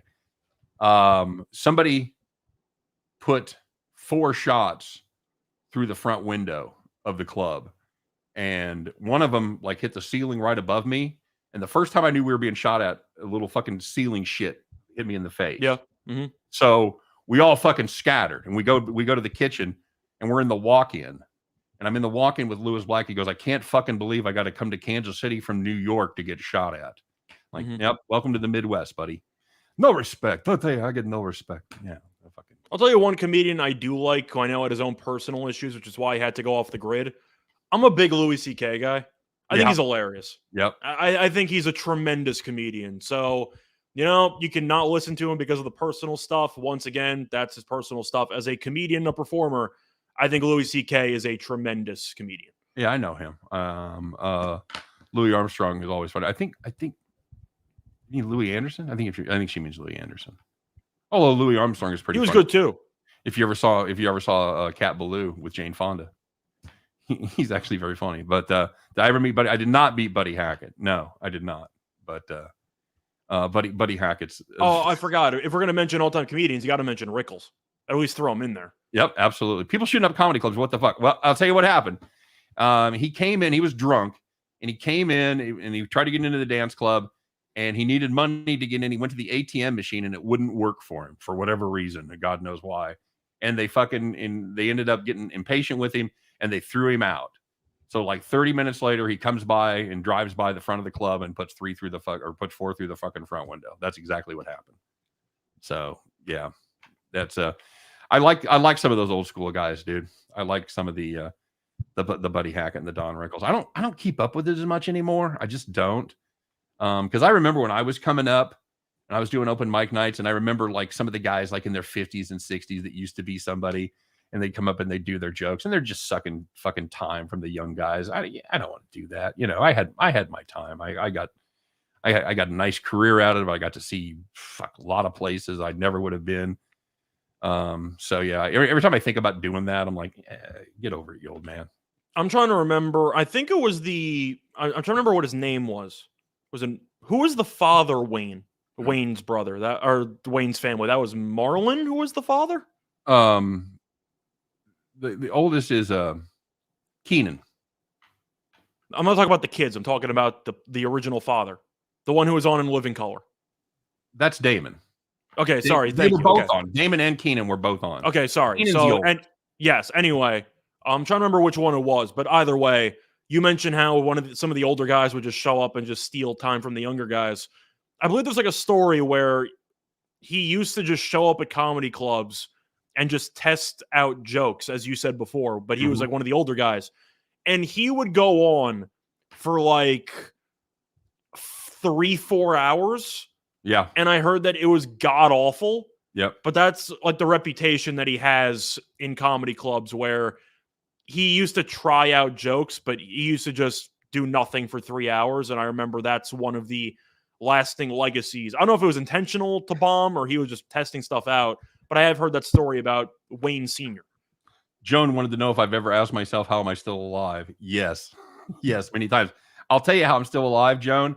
I met and married a great woman at exactly the right time in my life, because without that, I was headed down a dark, dark, dark fucking path, and it would have ended in prison or an OD. No question about it. Just zero question. So yes, I've thanked the universe many times and for still being alive. So yes, I have definitely thought about that. Getting shot in a comedy club would be undignified. I had a gun pulled on me in a comedy club. They arrived right at the correct time to keep him from pulling the trigger. I had a guy standing right in front of me in the front row that was a little mentally challenged, and he pulled out a gun at the same time. Did you say a joke that provoked that response? Yes, I did. Okay. Fuck. Okay. Okay. Right, you don't have to go through the actual joke. I'll tell the story. It wasn't random. It was weird. Okay. I used to do a thing about driver's ed class where you used to see the gory movies in driver's ed. Of course, that doesn't mean anything. I'm sure you don't see them anymore, but for those of you that are old enough to have taken driver's ed, they showed you those films that scare the shit out of you. And my joke was, no matter what you did, what mistake you made, the result was always the same. You'd get hit by a train. You forget to adjust your rear view mirror, hit by a train. You don't fucking turn your turn signal on, hit by a train. Boom, that was it. Little throwaway thing, nothing. So I do the joke. I notice a guy, and this place is packed. It's a fucking, it's a bar, but I'm on stage and there's a dance floor and it's fucking packed. And I see a guy moving. I see a guy fucking coming up the side, and he cuts across, and I see his eyes. And if you've ever seen the fucking look of psychosis and somebody, it's a look like no other. And I looked at this guy and I said, what the fuck is going on here? So he gets to the front of the stage. He stands there and he says, I didn't like what you said about people getting hit by trains that have hearing aids.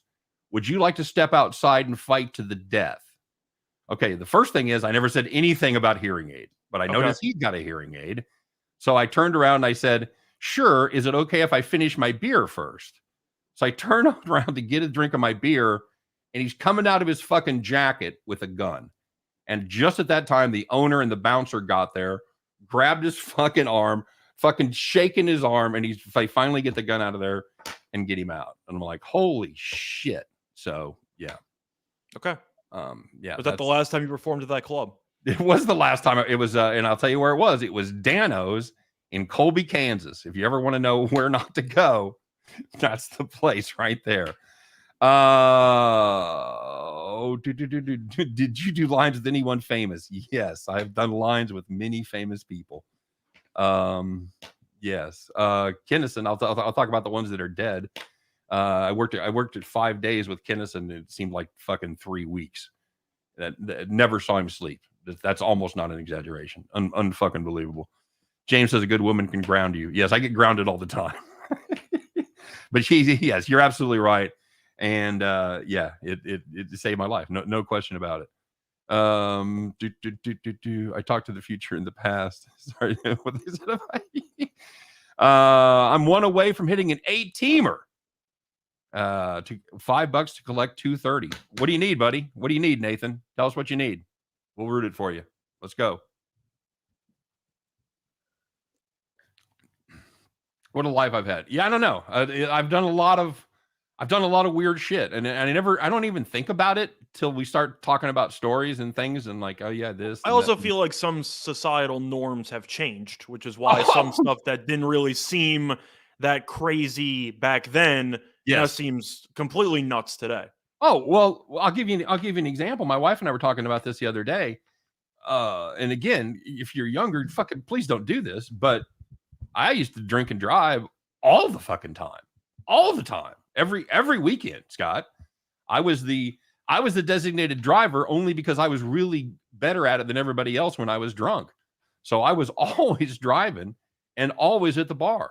So just right there, for the grace of God, I got one DUI in my life, and it was because my drunk buddy was hanging out the window yelling at cars. We were at Royal Stadium trying to leave, and he's yelling at fucking cars just nonsensically to get over, and some fucking cops saw us and pulled us over. That's the only time. And so there's a great example of something that would just be totally unacceptable today with Ubers and everything like that that's available. Mm-hmm. Drunk driving is just, not really acceptable anymore. That's why we've also given hard times to athletes with DUIs. It's because you have so many alternatives that weren't exactly there in the past. Nathan Cernan needs Weber State minus 9.5. All right, buddy. All right, let's fucking go. Are they playing yet? You got Weber State going? I'll fucking root for a gigantic parlay. Absolutely. I still do was one of my major character flaws. I like to drink and go to the casino. I've never done crack. Well, okay. Could be worse. It could be. I mean, crack is such a stigma. I mean, if people like, yeah, I've done cocaine, but I never smoked crack. I'm like, shut the fuck up. It's just a different form. It's drugs. Dude, it was the 80s. We were all insane. Okay. We were all nuts. And then about 1990 or so, 1989, fucking my comedy career started taking off. My wife fucking started going with me. Then a couple of years later, we started having kids, and now you get the specimen that you see before you today.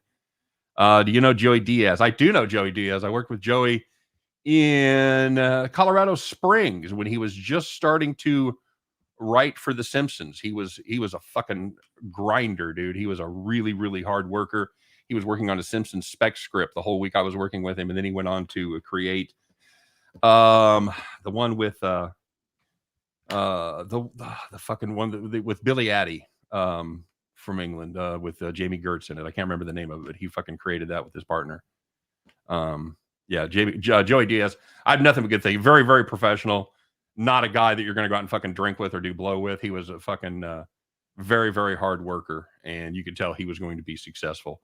He was he treated comedy exactly the way it should have been treated. I have nothing but good things to say about Joey. What's this discussion for? It's clearly an incomplete pass. What do we they're gonna call it's just an incomplete pass. I don't know what we're looking at here. Oh, they're looking to see if he fucking made a move I mean, he takes a hop step and he gets hit. Like I don't think he made a that's move or anything. It just no. looks incomplete to me. Do you know George Lopez? I met George Lopez when I was in LA. I wasn't. He big leagued me. You know, it's like, hey, here's a comedy. Here's a contest winner from Kansas City. Yeah, okay, fuck off. So that's the only time I never worked with him. So that's the only time I met George Lopez. So. George Lopez had an underrated part of my childhood not because I ever met him and anything like that, but because whenever I fell asleep with the TV on at 2 a.m, I'd randomly hear the theme song, which is Lowrider by War, come on, because they used to play George Lopez at like 2 a.m. on Nickelodeon every night. I'm curious, Bill. I want to know. That's such a random name to pull. Do you know Joey Diaz? Are you a friend of Joey? You know, that's just such a down name to pull. That's I think you might be asking because of the stories that have involved Joey Diaz's party lifestyle. Oh yeah, no, he was nothing but he was a pro when I worked with him. You ever meet Rick James? No, I never met Rick James. Thinking of the party stories, you got to bring up the Rick James. I feel like that's one of those stories where you wouldn't have really heard much about how crazy he was unless you had the Chappelle skit. Right. It created like a second wind. I'm Rick James conversation. Yeah. Like I feel like most people just didn't talk about him. And then Chappelle just drops a skit about how nuts he was back in like the 70s. And people were like, oh, this Rick James guy, Super Freak's pretty good. So the Russians are getting smarter, Scott. They're starting to come up with real names, except they're still putting messages up in Russian. But I don't know what the messages are. Like I don't even know what that is. Yeah, that's going to be a catch, buddy. Oh, they're challenging. It could be a catch. Just I don't know. That seemed like that was bang bang. Whatever. Usually you see that ruled incomplete. Usually. JC Stone said Emo Phillips saw the stand up, was surprised how funny that guy is. That guy is an absolute crazy person, and I say that nicely, but I also say it accurately. I worked with him in Indianapolis, and he's in comedy. When you're working at these comedy clubs, when you're spending a week there, they've got what they call a comedy condo, which is an apartment that the headliner gets the master bedroom, the middle gets the other room, and the opener sleeps on the couch unless he's local. So I was working with Emo Phillips. I was middling. He was the headliner, and he slept the entire week at the bus station in downtown Indianapolis. I got the fucking master bedroom. Nice. He was a torture genius, man. Seeing George Lopez's two in Casino, he was amazingly funny. George Lopez has some funny stuff. I'll tell you another guy I saw that I'd never worked with was Martin Lawrence. My daughter works at H&R Block, and they have a deal with the arena, what used to be the Sprint Center, now the T-Mobile Center. And anyway, they get suite tickets every once in a while, and she took me along to see Martin Lawrence from the suite. He was very funny. I was surprised he was that funny. I didn't think he had fumble but ruled a catch. So they're going to call it a catch and a fumble out of bounds, huh? McVay is challenging. I don't blame him. I mean, they're at their own 1 yard line, so you might as well challenge that. Ron White was funny in person, but he always had the same routine. Yeah, it's weird. I know Ron. I worked with Ron just a couple of nights, but he has a whole crew of guys that write for him. They have their own tour bus. I used to know a couple, and they're all the whole crew from Austin down there. And yeah, it's weird that he would use the same stuff because he pays guys a shit ton of money. He probably spends $500,000 a year on writers. Ron White does, because I know what he pays a couple of my buddies, and it's six. How much does a good comedy writer go for? What do you mean a writer that you just said he spends $500,000 or a certain amount of money on writers. So I'm asking how much does a good writer actually cost? Well, there's not that many of them. There's not. I mean, there's guys that see. The thing about it is, it's very, very on the DL. They don't want guys to know about it, but of course. If you're writing for somebody huge like that's doing arenas or selling out theaters, easily $1.25, $1.50. Okay. So when I think of ghostwriters, most people think of like rappers or people who actually do stuff like that. But I'm sure a lot of people have comedy teams. I don't imagine it's the same as an SNL, I'd say, booth or meeting where you have a bunch of writers who pitch their own stuff, but it's probably close to that, isn't it? Mm-hmm. Mm-hmm. Yeah, it's very similar. You have, obviously have to write in his voice and everything like that and his character. But yeah, that's call reverse third down. There you go. Richard Pryor and Freddie Prinze from my childhood. Rob's Pippin Road. If you like comics, I'm watching in the middle of watching a great special right now. I can't tell you what streaming service it's on. Maybe on Showtime, but it's about the history of the Comedy Store in LA. Okay. And it's very, very good. They do a lot on Freddie Prinze. They do a lot on Richard Pryor, of course. I'm guessing they had a little bit of Seinfeld mixed in there. Seinfeld's a New York guy. He was. Sorry, not Seinfeld. Sorry. Who am I thinking of? Unless I thought he made the trip to LA. Well, they all had to come out and work the Comedy Store. Jay Leno did the same thing. He grew up in Boston. He worked in Nick's and all. I was thinking of Seinfeld. I knew he was from New York. I was thinking of somebody else. Robin Williams. Yes. Yeah. Okay. That's who I was thinking of. He was another guy at the big guy at the Comedy Store. Robin Williams, when I met him, because we got to meet. That was other part of the prize is we got to meet and greet with the guys after the show. And Robin Williams was the nicest one of all of them. And that was, we didn't even give him any of our blow. So, but he was just like that. It wasn't an act on stage. It wasn't like, you saw nice, quiet Robin Williams. He was fucking on all the time. Now, Robin Williams' comedy's great. I feel like, I don't know if Jim Carrey kind of modeled his thing after Robin Williams, but I'd say he's the closest I could think of to Robin Williams. Yeah, but they came up at very close to the same time. If you watch a lot of Jim Carrey's old stand-up, that's why I'm not accusing Jim Carrey of stealing his thing. I'm just saying if you're going to compare a Robin Williams to anybody, I think you'd probably have to pick Jim Carrey, right? Yeah, probably as far as just the manic energy goes. Did I ever meet Seinfeld? Yeah, I worked with Seinfeld in Atlanta. I did a one-nighter there. Oh fuck, that's the worst thing you can do in that situation. Awful. Stafford. Oh, said, it's good for the over. Me. It's good for the over. It is good for the over, man. But that's why I said McVay should challenge. I mean, it's a big deal. You go from the 20-something to your 1 yard line. I'm at work, but I also need to smoke a fat blunt. Nice. That's my kind of job right there. Scott, you're not a weed guy, are you?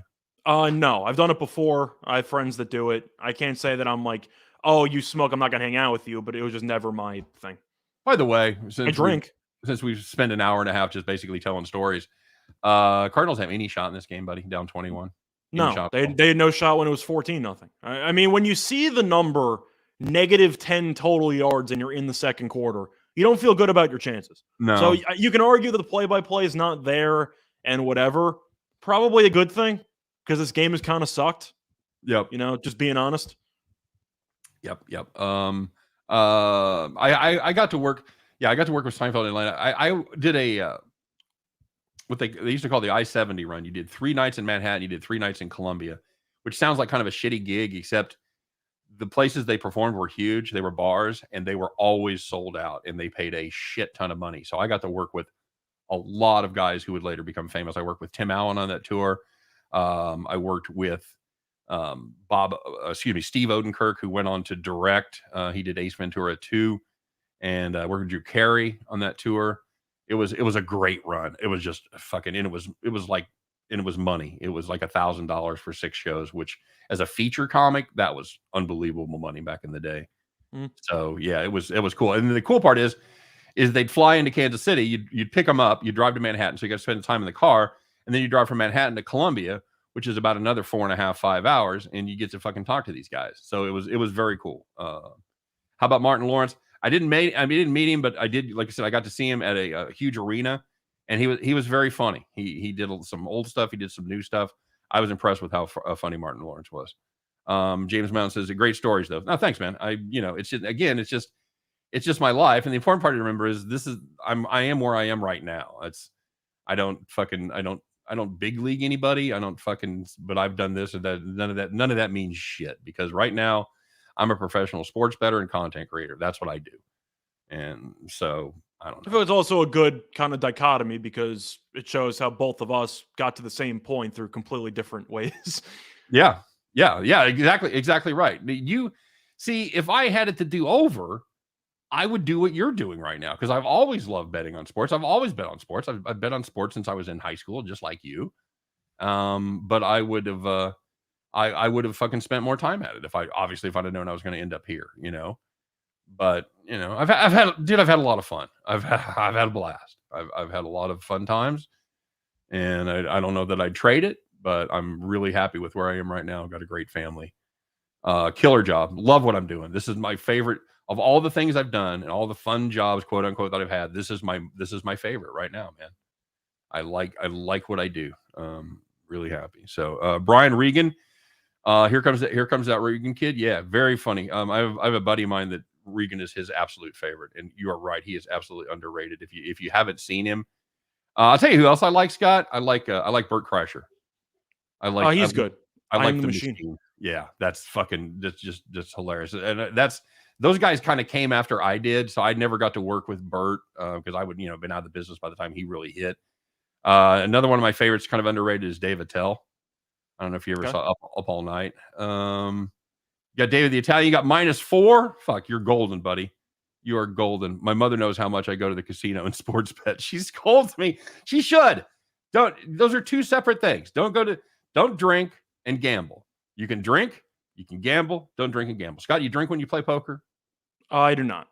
When you go to casino and play poker, you don't drink. I don't either. No, occasionally I'll have one beer, but usually I'm either drinking water or orange juice. Yep. Very good. You were a host too. I was a host in the casino where I was a host. I don't know where I was a host. I've hosted a few. It's always been a big Ben Stiller fan. Yeah, I like Ben Stiller, and I never bet Ben, but he's funny. Okay, so I thought you just said Big Ben Steeler fan, and I'm like, that took a turn. I'm like, that took a turn. I swear to God, I was not expecting you to say that. Weed works good with poker. I agree, Rick. But you got to hit the right spot. It's got to be just right. Oh my God. Oh, holy shit. Do you see that play? Nice catch by Moore. Never in doubt. Fuck me. Never in doubt. Did you bet go blow money? I don't know what that means. Did I bet cocaine money? No. I don't know. No. I sold cocaine. I didn't pay for blow. Big difference. Yeah. My biggest challenge was not to do my profits, was not to put the profits up my nose. That's the first rule. You never get high on your own supply. That is absolutely true. Put you in the zone, says JT Hills. I totally agree. When I spent a few years playing poker online as my main source of income, and when I was a stay-at-home dad after I got back from LA, and yes, it was very helpful. I don't know if it was more helpful watching 4 children or if it was more helpful playing poker, but it certainly helped with the combination. And now I don't know if I've ever told you this. My wife works in a dispensary now. She's nice. like the assistant manager at a dispensary. So yeah, it's full circle, man. I would have never ever believed there would be legal weed in my lifetime. So, Ben was hilarious and Happy Gilmore. I like Adam Sandler, stupid Adam Sandler movies. I don't know, man. Are you an Adam Sandler guy? Yeah, of course the older stuff. I mean, you could look at the last 10 years and I don't think he's made one movie that's worth a damn. I know you hated Uncut Gems, right? I thought it was atrocious. Yeah. I understand the concept. You had gambling. Good. I like it when you use things or hobbies that I'm interested in and you throw them into the big screen. But when you invent parlays that don't exist and you have basically 2 bets in the entire movie, it's really one, by the way, because if you remember, the one bet that he actually wins didn't happen because they didn't place the bet that he thought he won on. Right. So the whole movie has one sports bet or maybe one in the beginning scene. But I thought the pacing was weird. I thought it was just a really poorly made movie, but it's those people brothers, like this uniqueness. I just didn't think it was good. It's those brothers that did the movie. I can't remember what their names are, but that's their fucking style. That fucking machine gun dialogue, the really odd pacing in the music. It was the pacing and the dialogue. The dialogue was just so bad. There really just wasn't much to say. Half the dialogue was just awful. And you're focusing on I can't even say the love interest because Adam Sandler was married, but the mistress interest. Can I say that? That should be a thing. I'm going to trademark that. I didn't like her character either. I didn't like any of the characters in the movie. Did you watch it? Yeah, yeah. My son. Was there any character you're actually rooting for? No, it was everybody was demonstrably unlikable. My son. So I'm like, what am I looking at? That was my Christmas present from my son. He bought me dinner and took me to that movie. And we're sitting, we get out of the car after the movie, like, well, that was something. Something. It was something. That's yeah. I'm like, I don't know what I just watched. Don't forget Jim Belushi. Yeah, okay. I'm okay with Jim. He's funny enough. Well, my question for you: do you think Jim Belushi would be less famous if John Belushi didn't die so young? Yes, because John's clearly viewed as the better comedian, right? Yeah. Can I say that? You can, sure. I mean, he was the SNL guy. He was the Animal House guy. Like, I'm not saying Jim Belushi's not bad, but he would have always lived in his brother's shadow if his brother lived a lot longer. That's all I'm saying. Yep. You're talking Dangerfield in the Easy Money with Pesci going after the jockey. I swear to God, that's what it looks like every time I've ever bet on the sulkies. It looks like that fucking jockey is, I guess he's a driver in sulky racing, but it looks like he's just got his feet down, dragging him with kicking up a cloud of dust as my fucking horse limps to fourth place. Yes. John Belushi. Yes. Okay. So you mentioned Jim. Jim's not bad either, but I just think John's significantly better. Yeah. Now you're getting into comic actors, though. You're getting guys that didn't grow up doing stand-up, that grew up on like the improv stuff, which is a different kind of animal. That's like the Will Ferrell, Dan Aykroyd, where those guys all came out of Second City. So I like those guys fine, and they obviously very, very good. I've always got an affinity for the guys that came up through the clubs, though, doing the stand-up. By the way, Devin Booker for the Suns has absolutely just lost his mind the last couple of weeks. He's got 25 at the half. He's going absolutely nuts night in, night out. Ooh. Just getting buckets. I like Jim Gaffigan as well. Yes. What are we doing here? We're counting money over here. That's what we're doing. I feel like he's just setting me up for lines, right? I think that's kind of the line you have to go with in that situation. We're filling time. We're watching the Rams blow the fuck out the Cardinals. See, the thing is, people are going to look at it in hindsight and just go, well, Kingsbury's the coach. What did you expect? And it's just like, well, that was my argument, but people like the Cardinals tonight. I like the Rams. Do you think Kingsbury's been out coached tonight? Do you think that's the problem? Or do you think feel like the argument is, even though up front Arizona's got no answers. Like, I'm not going to deny that, but you can also tell that this team does not exactly look prepared to play football. Can I say that? Well, yeah. I don't know that that's accurate. I mean, obviously they spent the whole week preparing, the whole season preparing. They're all professionals, and I think that's. I'm just saying they're not ready to play football. It seems like McVay is about 3 steps ahead, maybe 4. Well, they're running the ball really well, and that's setting up everything else. Yeah, because they've tried to adjust their defense to stop the run and just let them. I'm just saying, I get up front, you're being manhandled, but you can't have basic. What do they have right now? 30 total yards of offense. Like, this is a joke. Yeah, it's a beatdown, buddy. And Kingsbury's an offensive guy, so you can talk about the defense not being able to stop people. Okay, Kingsbury is not a defensive-minded guy. You brought Watt back, who I thought wouldn't play much of a factor, but we'll see. When you're an offensive coach like Kingsbury, who's supposed to be the creator of, I don't want to say the next generation of elite offenses, but he's getting a lot of credit for being a guy who's supposed to usher in a new wave of offense, and your quarterback 6 for 14 with 2 picks and 22 yards. Not good. I'm going to blame that on the coach. You're going to blame that on the coach, are you? At least partially. Okay. Because I'm sure you had all week to recognize that the offensive line you have is not going to hold up. Well, what the fuck are you going to do? I don't know. You got to come up with something that isn't this. What are you going to sign? You're going to sign Willie Rofe? What are you doing? You bring back Diodorf. Yeah. Okay. There you go. But I don't really know what. I don't know. But you just got to at least acknowledge the fact that as an offensive coach, the Cardinals have done nothing on offense the entire game. We count money over here. Said Rams have an all-star team playing at home. Coach experience is the key as well. First-time playoffs for Kyler and Kingsbury. First-time quarterbacks in the playoffs, not a good record. I made the counter argument that even though people were talking about how bad Stafford's playoff record is, which is awful, he was 0-for, it's Kyler Murray's first playoff game too. So I feel like that kind of cancels each other out. I don't know if Murray is better than Stafford. I think that his ceiling might be higher, but he gets injured all the time. So I don't know if I buy into the lack of durability. I mean, Stafford gets banged up too, but he plays through it. But still, I just looked at the actual roster and the coaching staff and just said, I know McVay's a better coach. I think he'll get his guys more prepared for this game. Miguel and Nola said, and this was one of the things I brought up in my premium video, that the Cardinals are basically limping in. Lost to the Rams, lost to Detroit, lost to the Colts, beat Cowboys. That's what the Patriots did. That's why we said the Patriots were going to have problems. Yep. No, Bill, I have not met Whitney Cummings. That's I've been literally out of the game now for really almost 20 years. I've done key little things here in the early aughts, but as far as like traveling or meeting people like that, she was a little bit after me. So I think she's funny. I think that's probably a minority opinion of a lot of people, but I think Whitney Cummings is funny. I'll tell you who I did meet. I saw her do her first open mic was the fucking chick on Comedy Central, Nikki Glaser.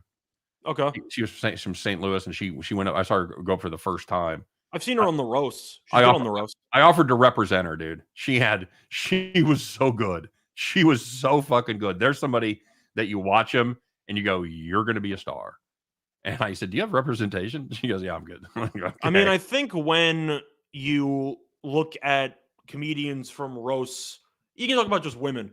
My all-time favorite female roaster is Elisa Lampanelli. Yeah. I think she's an all-time roaster.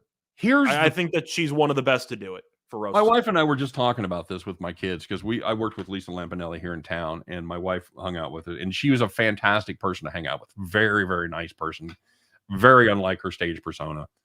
However, her stage act, if you've ever seen her live, if you've ever seen her do her stand-up, where she insults all the different minorities and everything, it's all stock. She does it the same fucking insults every night. Oh, I didn't say her stand-up material. I was just talking about roasting because that's how I know Nikki Glaser. I don't know her for her stand-up. Somebody mentioned Whitney Cummings. I know her from the roasts as well. Lampanelli is an all-time great roaster. I have not seen, or actually I have seen a bit of her stand-up. I know it's against some minorities, whatever. It really is. It is, but I'm not even sure you can do that act anymore. You can't, but have you ever tried listening to an old Andrew Dice Clay act? Oh yeah, he does a 15-minute thing on Asian drivers. I'll tell you, you can't do that anymore. I'll tell you a story, Scott. I was working at a comedy club in Dayton, Ohio, and my wife and I were on a break when we were still dating. So I brought a waitress back to the comedy condo with ulterior motives on my mind. We sat down to have a drink.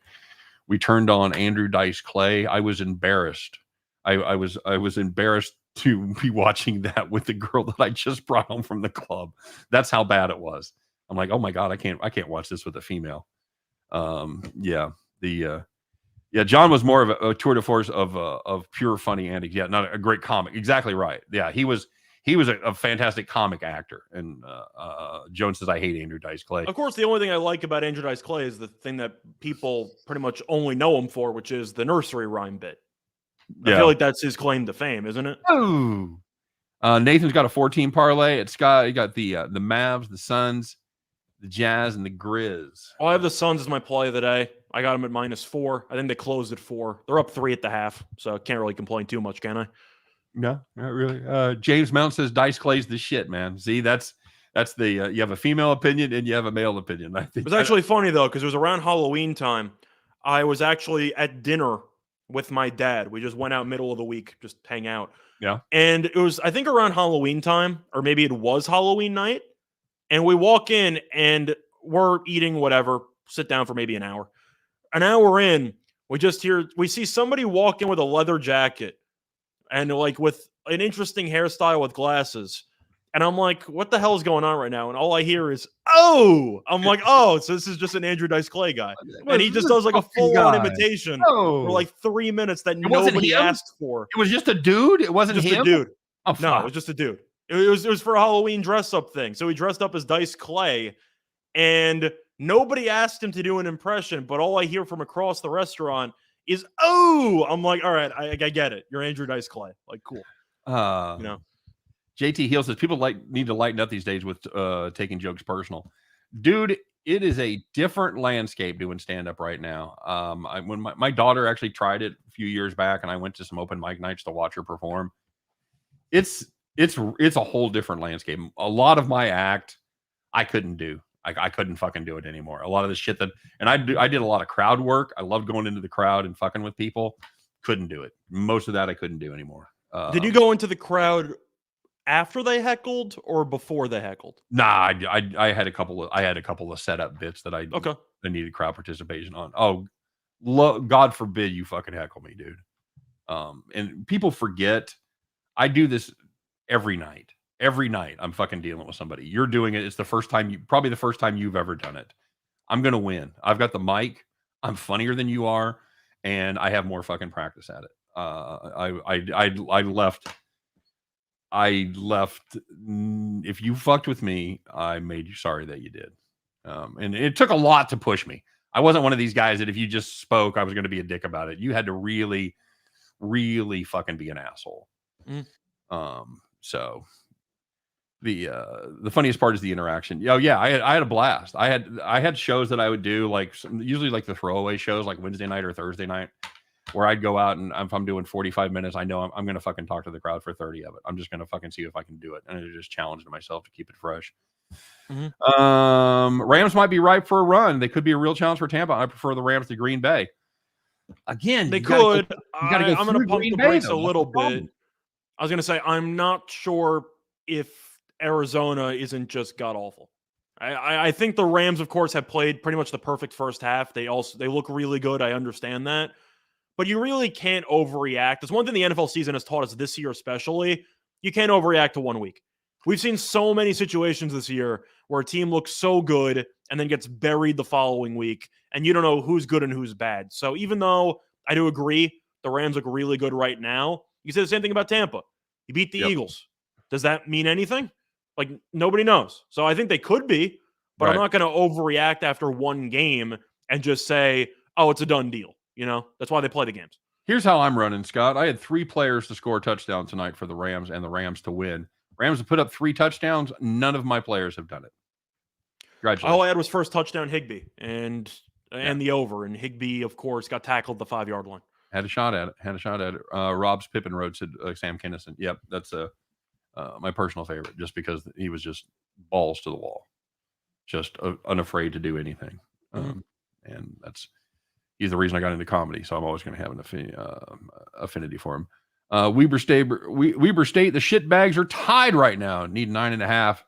How much time you got, Nathan? We got some time left. We got a fucking room. I'm assuming it's around like halftime or early that second ball, half. You hack. Jesus Christ. Fucking long. Look at that hippie. Get that hippie off the field. First touchdown. Damn it. Oh, fuck. You know, this game is playing like an over, and I don't think it's going to go over. I saw the same thing in the second meeting, though, and then it somehow went over. Somebody asked about 47.5 under. Is that a play? I don't hate it. Goddamn, Arizona can't move the ball at all. And the Rams, you know what else is fucked was my play of the day, Cooper Kupp over. They may not throw another goddamn pass all night long. You're assuming they'll throw maybe one. Oh, fuck you. Who knows? I mean, but he's not going to get 107 yards. No. Is he going to get 2 catches right now or 1? I mean, just blindly, I wasn't interested in taking Kupp's overs. I know that it's been money all season long, but it takes a lot for me to willingly take an over 100 in receiving yards. Maybe it's just a stigma in my head. I just can't do it. No, fair enough. Tonight it looks like the right play so far. Kupp has 1 for 5. Yeah, we're in a world of trouble. By the way, an update on my triple double watch. I mentioned before I got Donsa triple double at plus 420. He is 11, 6, and 5 1 minute into the third quarter. Okay, so not too bad. I'm sensing working our way. I'm sensing a call the cops segment for tomorrow. It's not a call the cops on triple double. I mean that's just crazy. But Oklahoma City's doing what it needs to do, though. If he gets to 9, if he gets to 11, 10, and 9 through the midway through the third quarter and doesn't get there, it's going to be on call the cops. It potentially, but I need Oklahoma City to keep it close. I mean, the one issue I have is blowout potential. So far, they're hanging in there. So we'll see. What is the Rams team total over? What did it go off at? Total was 3 was the number. What was the total? 47? 48.5. 48.5. So 24 somewhere in the neighborhood. Looking at about 27.5. No, too high. 27? 26.5. Yeah. Somewhere in that neighborhood. Sorry, not 27. I had 51 in my head. Yeah, you're right. Nathan Cerner says, I need to know I'm better than the time traveler. It's tough. You haven't been to the past. You don't have the book. What's the name of the book, Scott? I know you know it. You mean the Gray Sports Almanac? Yep, that's it. Absolutely right. All right. I bet the farm on Wyoming at Nevada plus 140. Miami up by 10. 30 minutes left to go. Okay, very good. Yeah, I like that. That's very solid. Nevada team, for whatever reason, has not been impressive this year. Current. You want to know current team total? I don't know what the fucking current. Current team total. Let me see what I got. I'm trying to see if I've got one here. If I had to guess, I would say 30. What do you think? 34 and a half? Where are we at? 21? Yeah, 30, maybe even 35, and probably 35 and a half would be my guess. That's just the kind of dirty. I'm just guessing. Yeah, exactly. Let me see here. I'm looking at. I got Bovada up. Let me look on DraftKings. Spread total points. Cardinals 31 and a half, buddy. 31 and a half. Okay. Yeah, that sounds a little low. It does sound a little low. I mean, I guess the argument is you had a defensive touchdown. The Rams haven't really done much offensively. I see 31 and a half on DraftKings too. Money towards the under. Minus 145 on the under. I got plus 110. I'm taking a sniff. I'm taking a little half a hundo sniff on that. I would probably stay away because Arizona might start going for it at their own 30-yard line. So I'm not going to touch that. It seems like another day for me where the team I gave out for play of the day just forgot how to play basketball in the second half. Fair enough. Up 3 at halftime, and the Suns are giving up a 17-6 start to the third quarter. Not ideal. I'm going to take a quick break, get a little refill on my water. I'll probably get a refill when you come back. Okay. You going to entertain everybody for a minute? I'll do my best, but only one of us was a stand-up comedian. So I'll be back. See what happens. All right. Cool. All right. So all of you who are still here, you can let me know what you're currently sweating out or what you're rooting for, and we'll see. Sonny D claiming that Green Bay is overrated because of point differential. Dallas was plus 179. Philly was plus 83. Green Bay was only plus 79. It doesn't really mean anything to me. You had they had a negative 35 point differential in week one. I forgot what they lose, 38-3, 35-3. So you can kind of throw that game out. I mostly rely on current form. I think current form matters. And Green Bay's been playing really well. However, the defense has been concerning for the last couple of games for Green Bay. I do think that the Packers are a team that has the offensive firepower, of course, to beat anybody. But the story of really Rodgers' entire career and why people criticize him for only having one Super Bowl, his team defenses always fall apart, right? I mean, you can just talk about the fact that the Packers, you can look at the numbers in Rodgers' career playoff losses. His defenses basically hand out 30-plus every time. It's actually the opposite of Brady. You look at Brady's results and how he's won so many times. Of course, he has had a lot of quality games, but even the bad games, the defense has been there to pick him up. Rodgers has gotten no favors from his defense over the years, and that's been a huge reason why people have a hard time trusting Green Bay. I'm not exactly sold on the defense. I know they're getting a couple of guys back. Jair Alexander's a big boost. They got another guy back. Merciless, I think, came back. I'm trying to remember. But the point is, if Green Bay is going to lose, it's not because of the offense. It's going to be because of the defense, and if they can either stop the run or even stop Brady in the pocket. I still like Green Bay. It seems like every team this year is flawed, but Green Bay's defense definitely has been, I don't want to say leaking oil, but they have not looked that great lately. So I think that's the concern that you end up having. But as for any other teams, if you want to talk about long shots, or not even long shot, just championship futures, I don't mind the Rams. Of course, I just said that I think Tampa will beat them, but I do think the Rams are really talented, and I think that they are capable of beating Tampa. So you want to look at a price there, I don't mind it. Buffalo, I think, has a shot, but the real question is, when it comes to Super Bowl futures, do you want to go into the eye of the storm and face off against arguably the best team in the conference that you're in, or would you rather gamble on somebody like the Bengals and you hope that the Chiefs lose, or you hope for upsets and you bet on the team with a 12-1 shot that can maybe pull off one upset and hope a couple of dominoes fall in your favor? You can let me know down in the comment section. That's why if you're looking at value, I don't think the Bengals are going to win the whole thing. But if you think they're going to beat Tennessee and you think they can score enough points to maybe compete with Kansas City or with Buffalo, then maybe you can make an argument. I guess that would be my point. What's your point? What are you doing? We're talking about Super Bowl futures. Mm-hmm. When it comes to betting on teams, are you a fan of going into the eye of the storm on getting pretty high odds, but your team's facing off against the Kansas Cities of the world next game? Are you a bigger fan of taking a long shot that doesn't have a great chance to win, but like it's Cincinnati, where if you beat Tennessee, you let Kansas City and Buffalo kill each other and then hopefully get a battered team on your side? I would probably stay away from the favorites. I like those mid-range plays. That's why I like getting a number one seed at plus 850 with Tennessee. Yeah. I can't pass that up, man. I just I could not pass that up. I mentioned Cincinnati, but it's the same idea. The point is that you have a choice. If you like Buffalo or Kansas City, do you want to really go against I think right now, I don't think it's a hot take. I think the best two teams in the AFC talent-wise are Kansas City and Buffalo. I don't think that's a hot take. I feel like that's pretty standard. So if you take Cincinnati or Tennessee, then you only have to worry about one of those other teams. I know. So that's the argument you could use. There is a lot of people that would argue with that in Cincinnati and Tennessee, but I think you could. I'm just saying on talent or the upside, you could say from these teams, I think Kansas City and Buffalo are the best two teams in the AFC. Yeah, I think they play a little better defense than Cincinnati. Yeah, I think that's ultimately going to make a difference. The Packers. Oh, the Packers getting Zadarius Smith back. Nice. Smith. I was trying to remember if it was Smith or Merciless, but they're getting a couple of guys back in practice. Well, they're getting Jair Alexander back too, which is huge. Yeah, Alexander, I knew. Yep. Okay, so I got a bit of a okay. So Dallas is up 14. Doncic has 13, 8, and 7.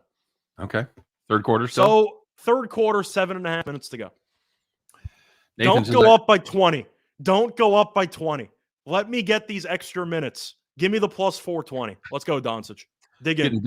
They're getting David Bakhtiari back, that's really huge. He's been out a lot, hasn't he? He's been out since early the season. That's right? Green Bay's good. Of course, they were in a division with only one good team, which was themselves, because Minnesota was awful. Nagy's a joke, and the Lions are the Lions. So you can argue that the strength of schedule for Green Bay has been a little bit weaker because of the division. But you look at the other quality teams they played. They beat the Rams. They beat the 49ers. They have beaten some good teams this year. So unlike the Cowboys and the Eagles, they have actually risen to the occasion when they needed to. Right. GT Heels says Casey and Green Bay are the two best teams left. I'd like to say I wholeheartedly agree with you, but even as a Chiefs fan wearing my Chiefs rose-colored glasses, I can't discount the fact that this team got blown out by two of the teams that are still left in the playoffs. They got embarrassed by Buffalo and they got embarrassed by Tennessee. If you're talking about best teams right now with the active rosters available, I think Green Bay's easily a top two team. I think that's a no-brainer. Kansas City, I think right now, I would put in the top two. Who would you put at 3, though? Because you have a choice between the Rams, the Buccaneers, and the Bills. No offense to Tennessee. No offense to Cincinnati. I'm keeping it real. Sorry. I put the Bills in. You think the Bills are 3? Yeah, I think the Bills are. And I think I'm not discounting Tennessee as much as you are, because this is a Tennessee team that was good enough last year, and they had no defense. Their defense was historically bad and had no sacks, just dreadful. And they've fixed those defensive problems. And we talked about it on the show a little bit today. They've got a rested Derrick Henry ready to rock and roll. And I don't think you could discount that. That's why I still love him at plus 850, buddy. The number one seed at plus 850 with a well-rested superstar. That's money from me. And of course, they're at home, so you always have that angle. They could be having a year kind of like the Eagles did with Nick Foles, where you're looking over and you say, oh, they can't win anything. They got a backup quarterback. Not the exact situation, but just bear with me. Where everyone's looking around the number one seed. Right. And then you travel to CenturyLink and you realize this team's actually pretty good at home.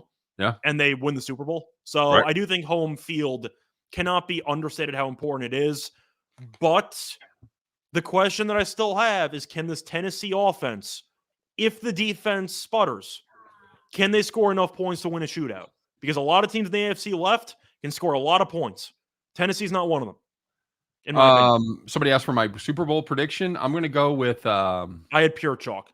Before the Super Bowl or before the playoffs started, I had Green Bay, Kansas City, which isn't officially chalk because Kansas City is the 2. I know Right. that. It's the one everyone was picking. I went chalk. I got Green Bay and Kansas City. Well, Henry is definitely playing GT 100%. He's playing. You don't know how long or how well, but he's going to play. God, I know David's going to hate me. I've probably got the Bills coming out of the AFC. Now, are the Chiefs good enough to beat them? Absolutely. Chiefs are absolutely good enough to go to the Super Bowl again. But I've got a feeling this may be the Bills' year. They are still. They finally have a running game. Yeah. It took them about 3/4 of the season, but they finally started running the ball a little bit.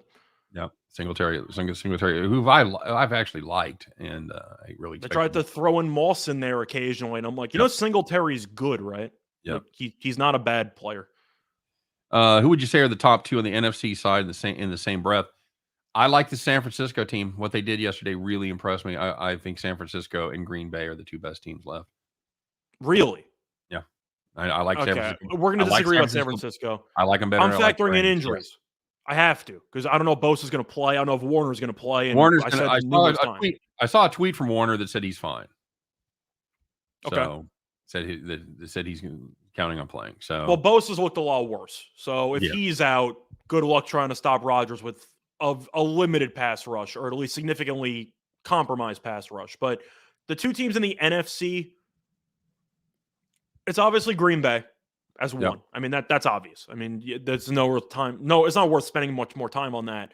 The real toss-up is the expected matchup next week, which is the Rams, barring a ridiculous collapse, against the Buccaneers. Because the Buccaneers, when fully healthy, I think are the better team. I think they're the best team in the NFC when fully healthy. But Antonio Brown went AWOL. Godwin's out for the year, and Godwin's great. So Tampa has Mike Evans, Gronk, and that's pretty much it. Scotty Miller. Scotty Miller, who had 8 receiving yards, not 9. Bad beat there. Call the cops. But that's what I'm saying. They don't have many weapons. When you're looking at the running game, Fournette didn't play so he's not healthy. Ronald Jones didn't play, so he's not healthy. I'm assuming Fournette will be back for the next week's game. But the Buccaneers on paper, the defense is good when healthy. Offensively, they just don't have any weapons. They have they have 2 guys. I know. So I might pick Tampa to win anyway at home, but I think the Rams are a better team. Well, the Rams aren't going to be able to run the ball like they have tonight. I'll tell you that much. That's correct. I'm just saying, I think the Rams are a better team on paper, but I would pick the Buccaneers to win. I know Wirfs and another offensive lineman got injured. They both returned to the game. Yeah. So I'm assuming they're fine, or at least they're somewhat fine because they came back. But I think the Rams are better than the Buccaneers based on the current active roster, but I'm not picking against Brady in the playoffs. J.C. Stone. I'm just not going to do it. J.C. Stone said Murray has 28 passing yards. Scott Sr. could have done better than that. First of all, I want to know if he thinks you would have done even better than me, or if he's writing you out of the equation. I'm just loosening up my arm. You know who would have had more passing yards? Graham Mertz. I'll tell you what, they'd have 7 less points because I would not nearly have been athletic enough to throw that ball out of the end zone. I would have just gone down and probably hit my head in the fucking end zone. That's the spirit. Yeah, there you go. Too bad they can't use a little Scotty Miller like he's 5. He's very fast, man. The Toms are a bad matchup for the Bucks. We'll see. I'm going to ask though, what do you think the line? What do you think the line opens up though? Because on one hand, the public's going to bet Brady. Public's not betting against Brady at home, but you can look at the matchups on paper and tell yourself the Rams have a lot of edges in a lot of different matchup positions. So that's why my argument's the Rams might be better on paper.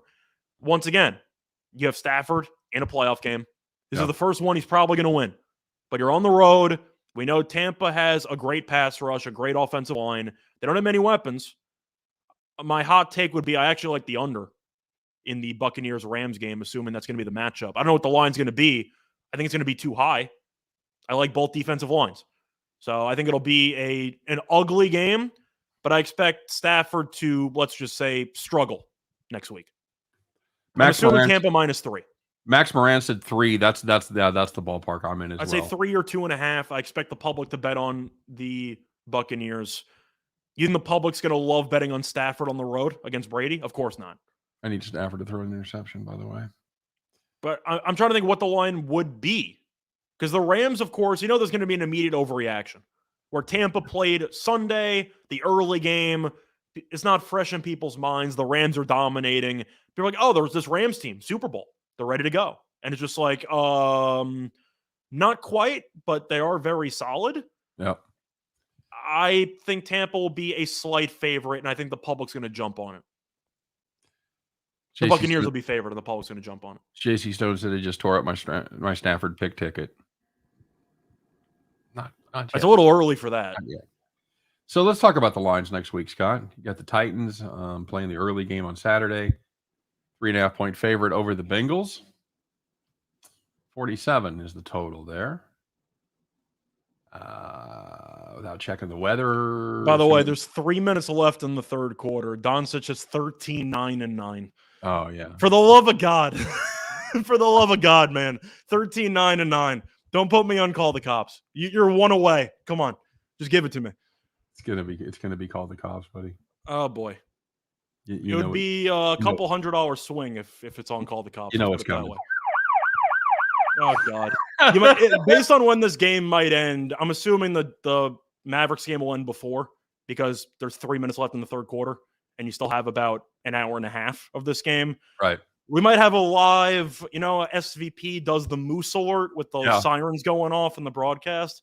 We might have one of those if Doncic does not get that triple-double. THC is Rizza. Is Henry playing? All indications are he will be playing, yes. We don't know how long. We're assuming since they paid him all that money, he'll probably play a lot, but we'll see. Yep. There's a fine play. Well, you can mention the lines if you want to go through them. Okay. All right. Have you made any plays yet on the initial lines? No. I have not either because I can't forget to mention it was the case during the entire season, and I feel like people forgot about it. I had a couple of stances on the opening lines. I can't bet them because there's always some COVID lurking. You never know. So I'm always a little bit hesitant, especially this year, to immediately jump the gun. There's the pick. There. Oh! He dropped. I think that was a penalty anyway. Oh, it's roughing the quarterback.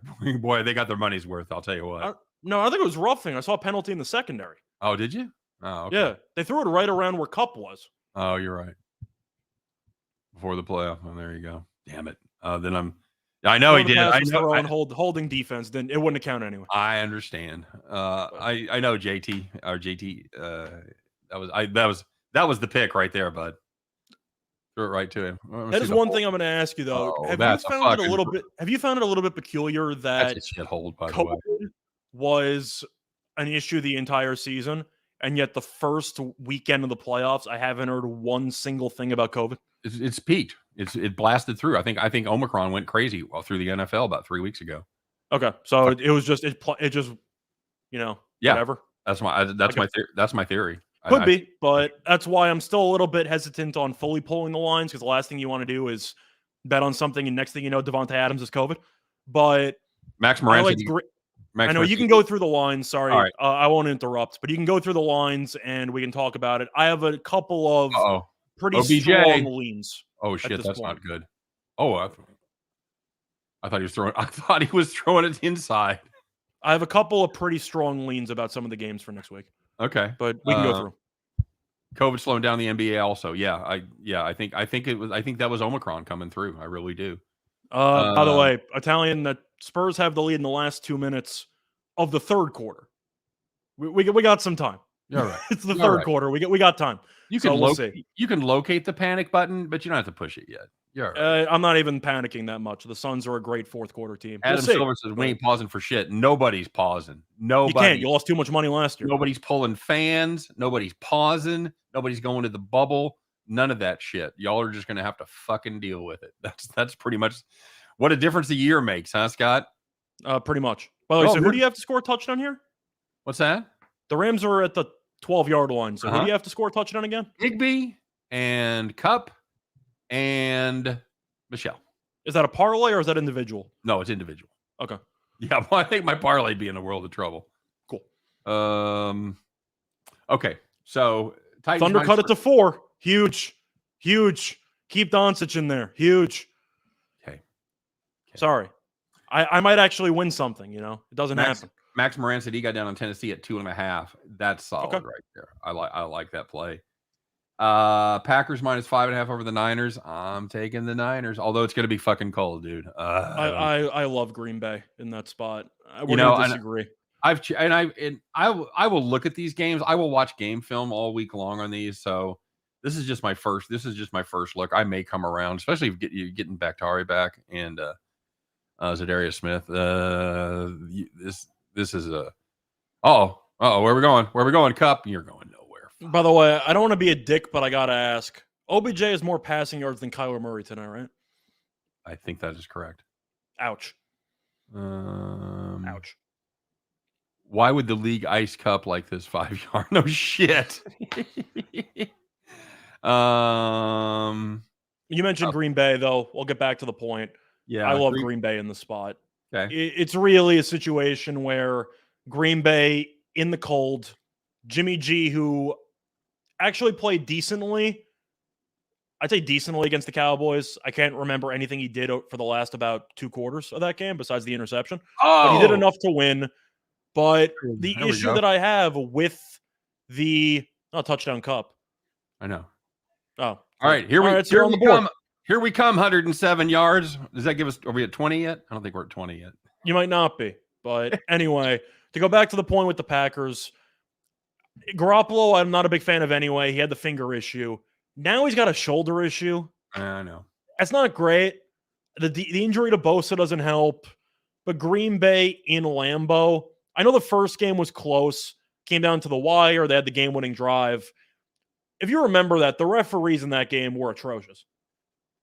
In that Packers Sunday night game. The Packers were blowing them out. That game was over. And the referees seemed to give the Niners about 4 separate lives. I like the Niners. I think they're a good team. I'm not going against Green Bay in Lambeau. If you want to go against them, wait for the NFC title game. But with an injured quarterback and a team that might be without its best pass rusher, and Green Bay's getting a bunch of guys back, I really think it's a good spot for Green Bay to just lay the hammer down. Okay, fair enough. Jones says we're about 10 seconds behind. Must be streaming. Yes, I am streaming, and Scott pauses his feed in sympathy for me. Yeah, I'm live, but there's no point in me being ahead of my co-host, so I adjusted accordingly. It's not as bad as it used to be, but when we used to do this at night, every night, and we would get together for about an hour and a half before the show and plan everything out and picks and everything. And every night we'd be watching the same game, and he'd fucking have some kind of exultation about 30 seconds ahead of me, and I'd get so pissed off. I feel like we had the same discussion about Green Bay last year when the Rams, if you remember this, beat Seattle. Yeah. Goff couldn't throw the ball. They won the game anyway. And people were going, this Rams team, that they might have something here. They got a defense. Goff has the bad hand, but they can run the ball. It seems like deja vu to me because both situations, the quarterback was from the NFC West. Yeah. They won a game that was pretty close, but still impressive. The quarterback's injured, and Green Bay smacked the crap out of him. I'm expecting a similar story, but I'll tell you what. If you like the Niners in this game, slam the over in Debo rushing yards and Elijah Mitchell rushing yards because Jimmy G is not going to do a damn thing. Okay. Way to not let those prejudices cloud your judgment, buddy. It's not a prejudice. I'm talking about the injuries. It is a prejudice. It's not because I don't like Jimmy G. It's because with the injuries, I don't trust him to light it up in the cold. So I do think if you want to go for what you went for example, you went for an anytime touchdown score, Cup and the team winning, or you can go through a lot of things.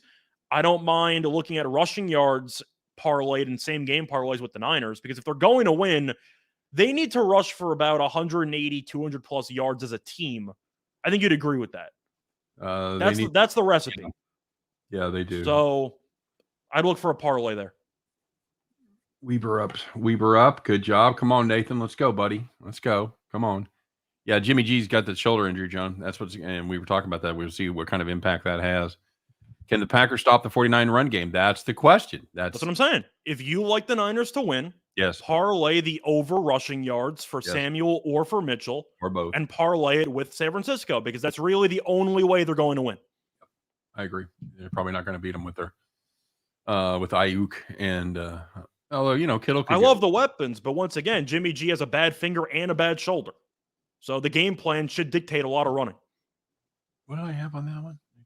I think they're gonna lose. So I like Green Bay anyway. But if you like the Niners, there's always ways to find extra value. That's one thing I've been digging into since FanDuel got legalized in New York. They have a lot of good player performance doubles where you can parlay the team winning with a player to do something.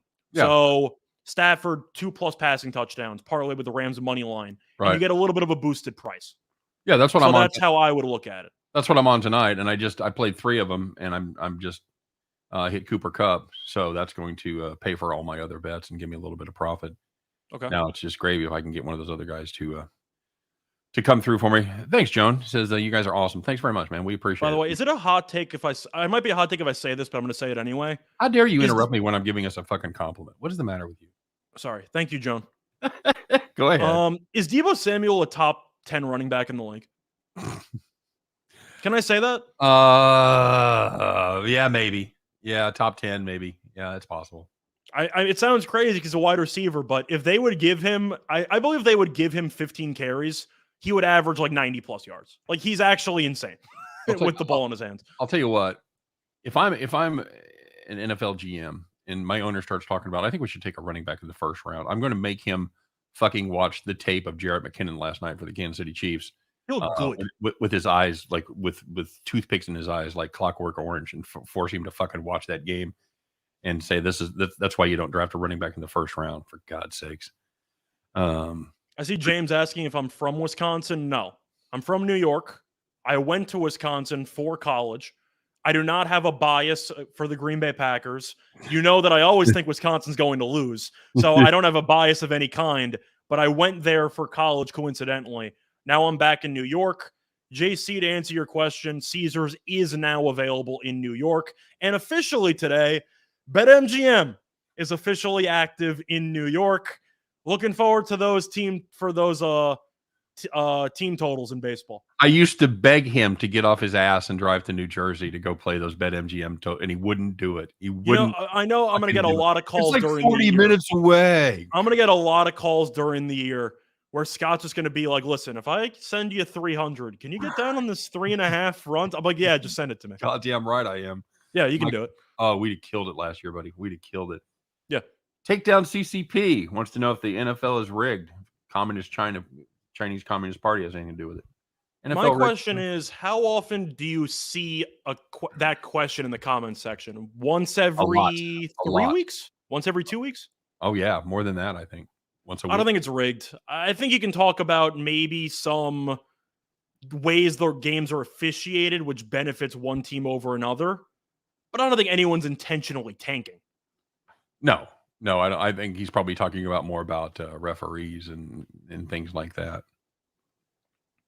I don't know. A bit of the old in and out. You ever seen Clockwork Orange, Scott? I don't think it's a good movie, but I've seen it. Oh, Malcolm McDowell. Yeah, I think it's fine. Okay. You know, some good memes though in that movie. THC is asking Riz a gambling hero of the day. Check. There you go, buddy. That's it, Nathan. Rizza, see, you're missing something that's important.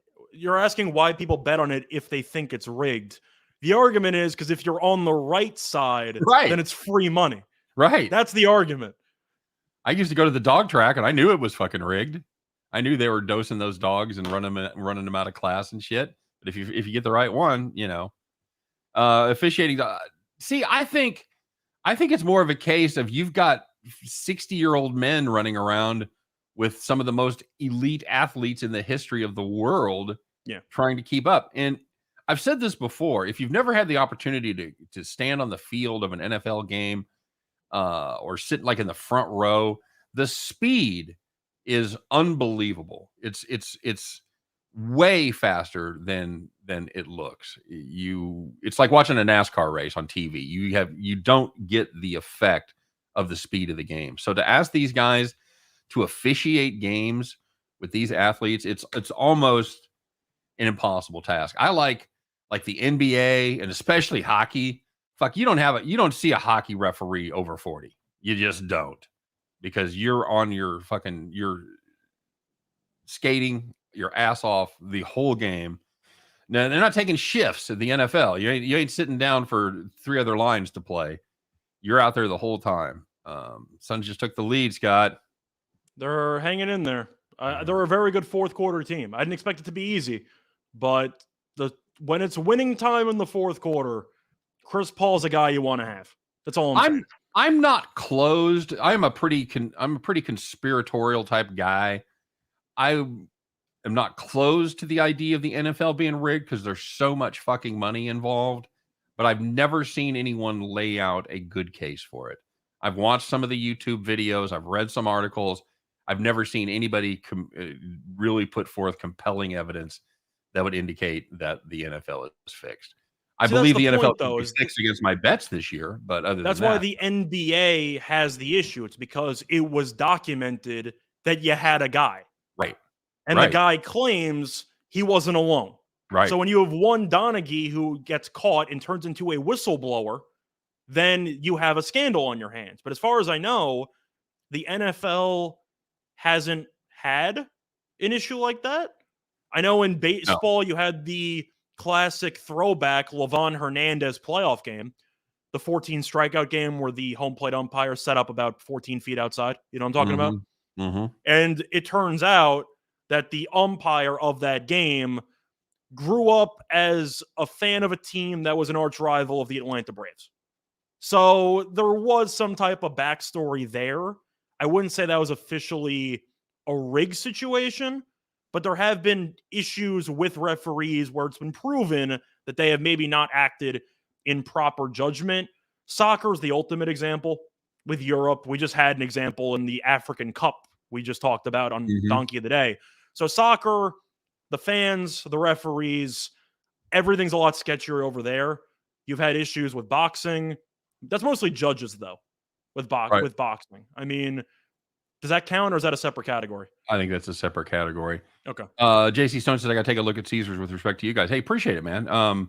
Scott, I know you've been using. You told me off air that you actually use Caesars a lot this week in on your plays, right, in New York. I did. They had a couple of boosts which I used. I can't say that I was only using the boost, but yeah, you can look through. They got a lot of options for you. The max bet on the boost is $100. I don't know what your usual unit size is, but decent plus price, you make a decent change.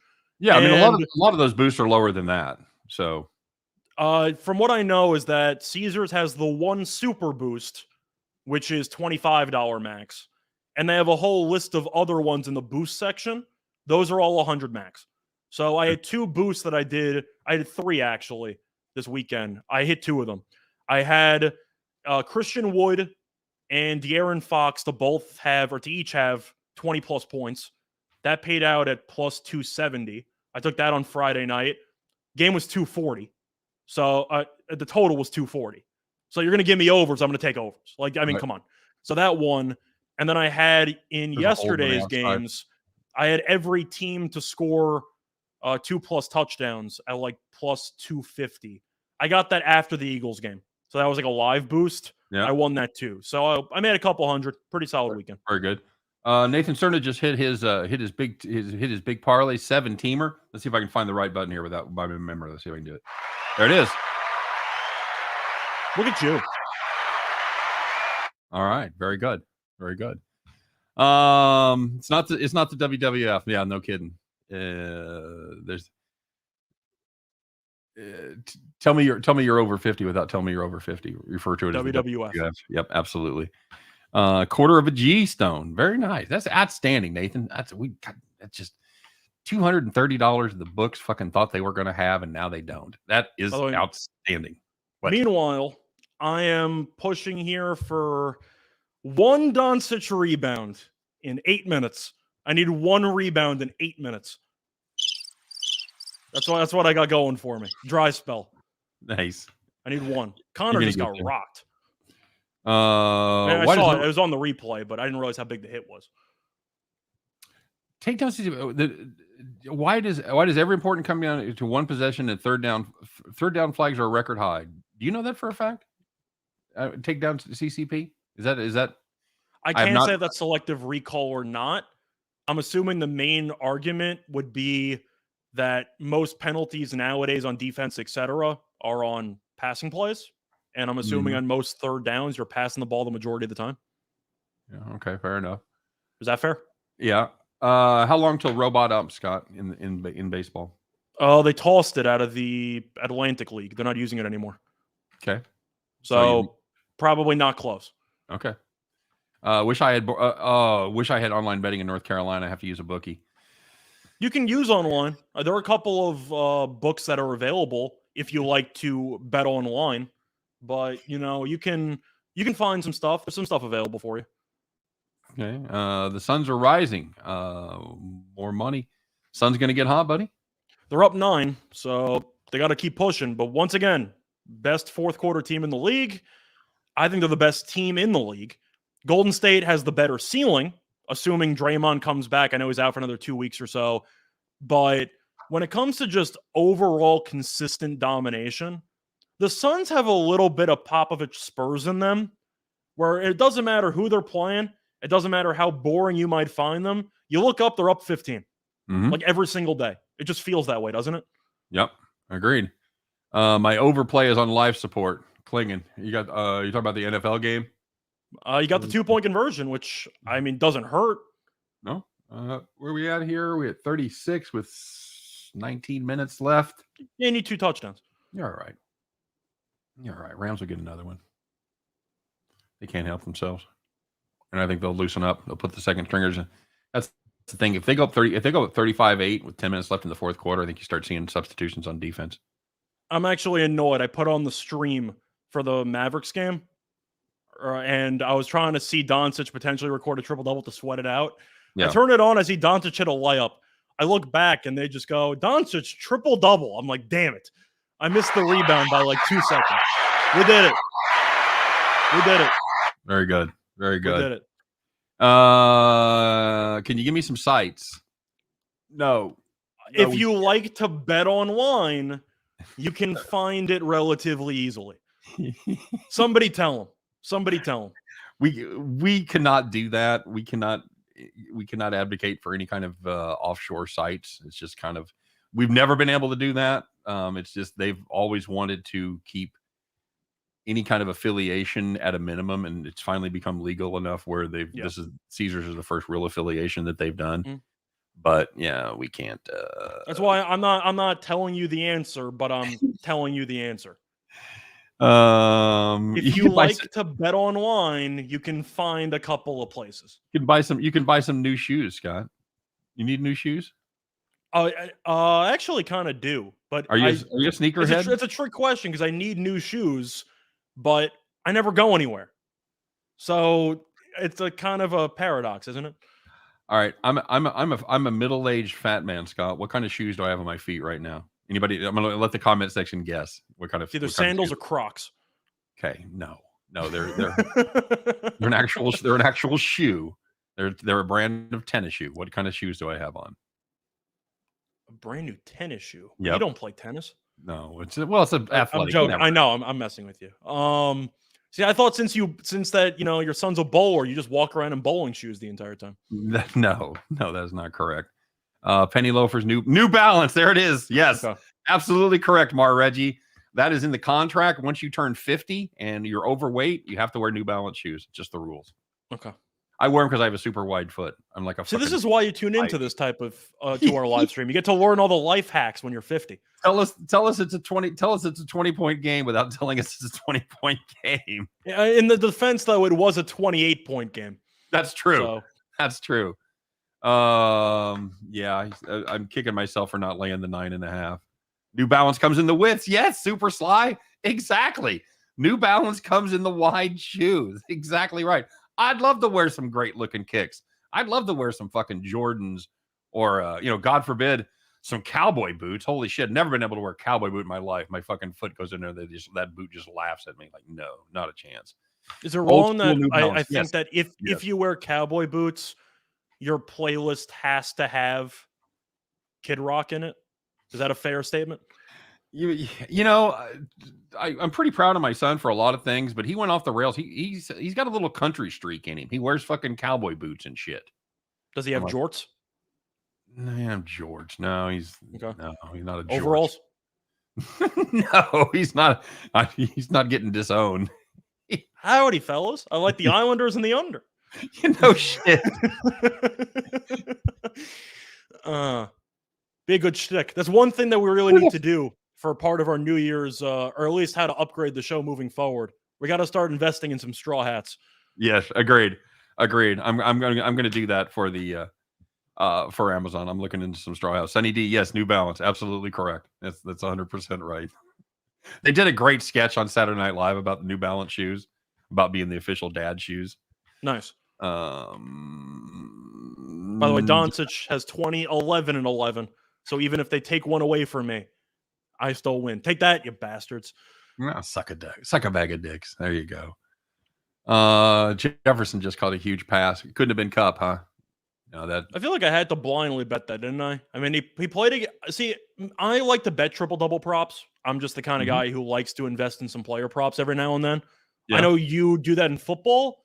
Yep. I don't think you're a big basketball player prop guy. At least I don't remember you ever doing that. I don't have enough focus. Once football's over, I'll start playing some plays like that. But while football's still going on, I'm mainly working on getting handicapping for football right and spending less time on basketball. That's why I haven't done much of the NBA. I've played a lot of college this year. That's why people get annoyed at me, because we're the opposite. You do a lot of football, and I pretty much only do basketball plays. Yeah, I look at it's Wild Card Sunday. You've got a fucking game from Army. Like, come on, buddy, what are you doing? I'm even more annoyed at myself on that play though, because I had play. No, forget about that. I know they lost. It's not the point. Point is that I originally had an NBA play I liked, and for whatever reason, I just had that gut instinct. I'm sure a lot of you know what I'm talking about.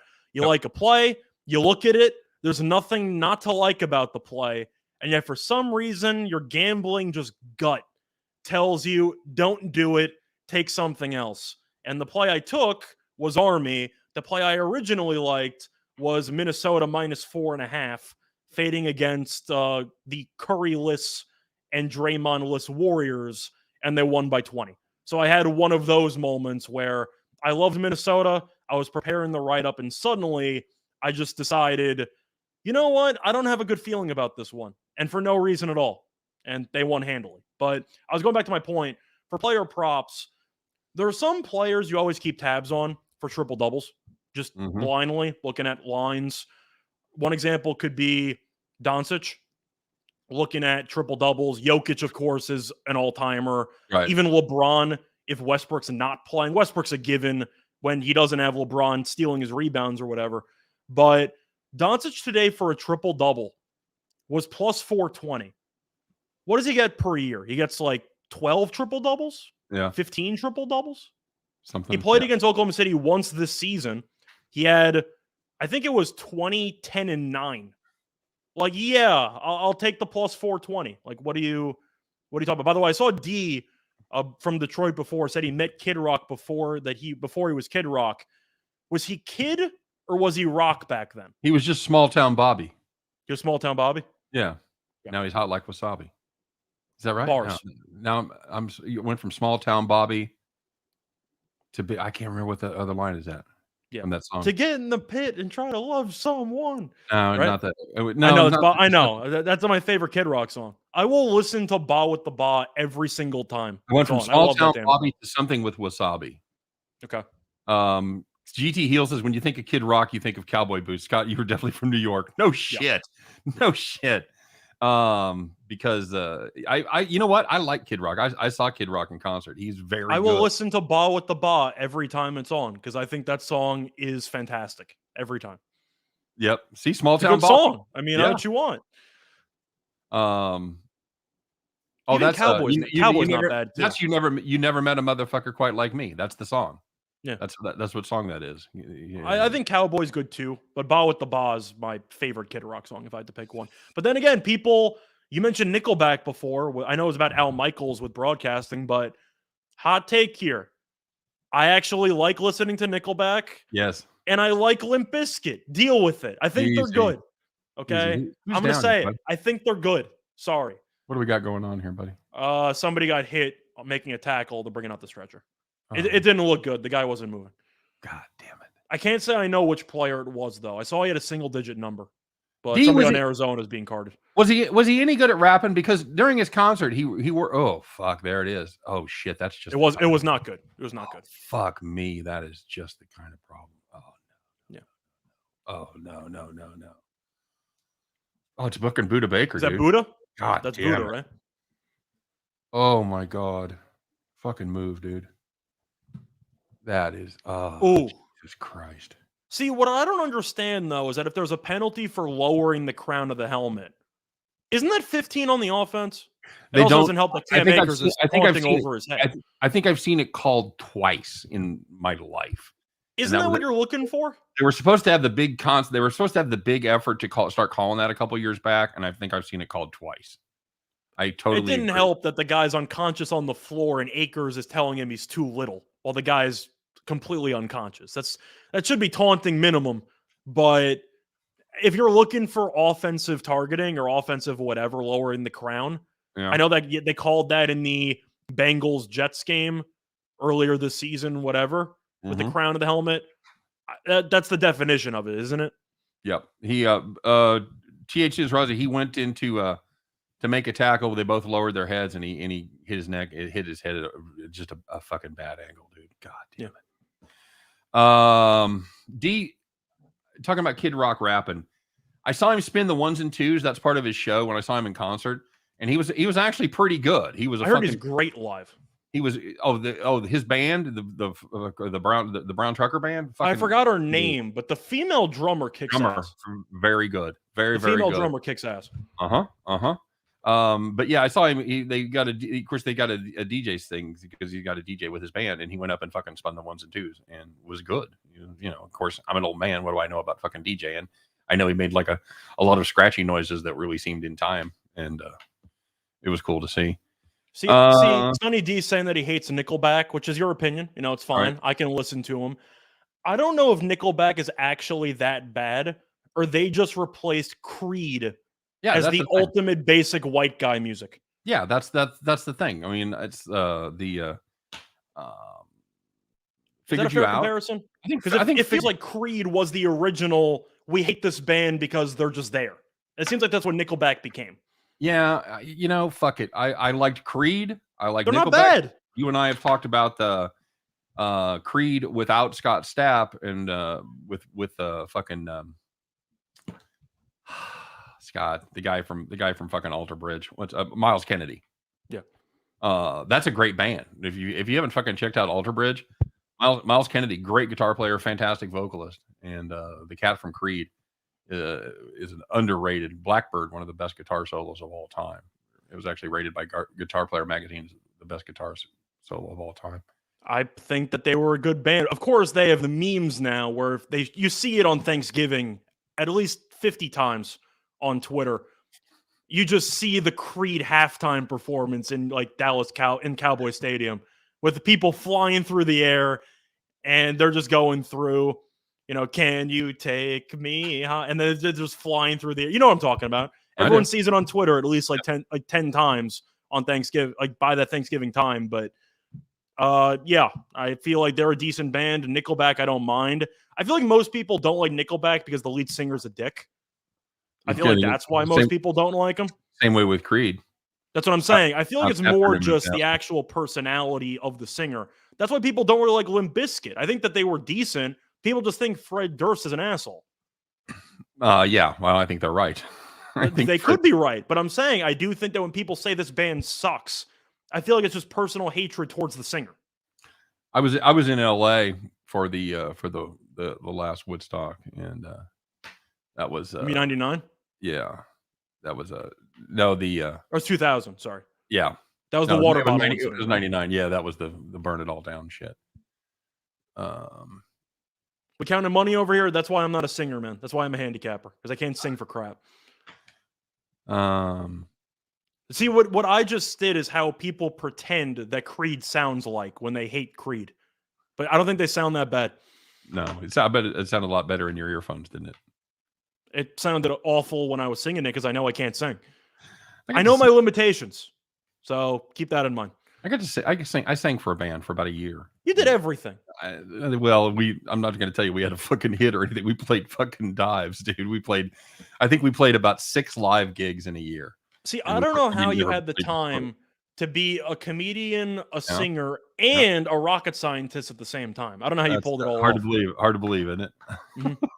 I see somebody mentioning Beastie Boys. You a Beastie Boys guy? I like Beastie Boys. Yeah, big fan. I think that's one of the most underrated music videos of all time. Which one? Love the Sabotage video. Love the Sabotage video. If you can't fucking get pumped for that guitar riff, there's something wrong with you. You need to check. All I know is they taught me at a young age, you got to fight for your right to party. And I've been living that way ever since. Yeah, you're a massive fucking partier. Oh, okay. When was the last time you're out of the house? Me? I was out of the house yesterday. Okay. Cocaine. See? You get stuff done. What's that from? What is that from? That's from something. I know cocaine's a hell of a drug, but that's not what I'm looking at. They do. That's I sang like high register stuff. We sang like Yes and Rush and all that shit. I'm imagining you as being the band at the Canalita wine mixer. It's like we do Billy Joel, but not Uptown Girl. Like you start yelling at people with what movie was that? What was that from? That's Step Brothers. Step Brothers, that's right. I was like something I just like watched. You're at the whatever doing the thing. It's like we do these hits, but not this song. We don't do Limelight by Rush. And somebody just screams out, "Do Limelight by," and you just start getting into a fight with the person. I can imagine that being you. I worked with a bunch of really good musicians, and they wanted to play like really complicated, obscure shit.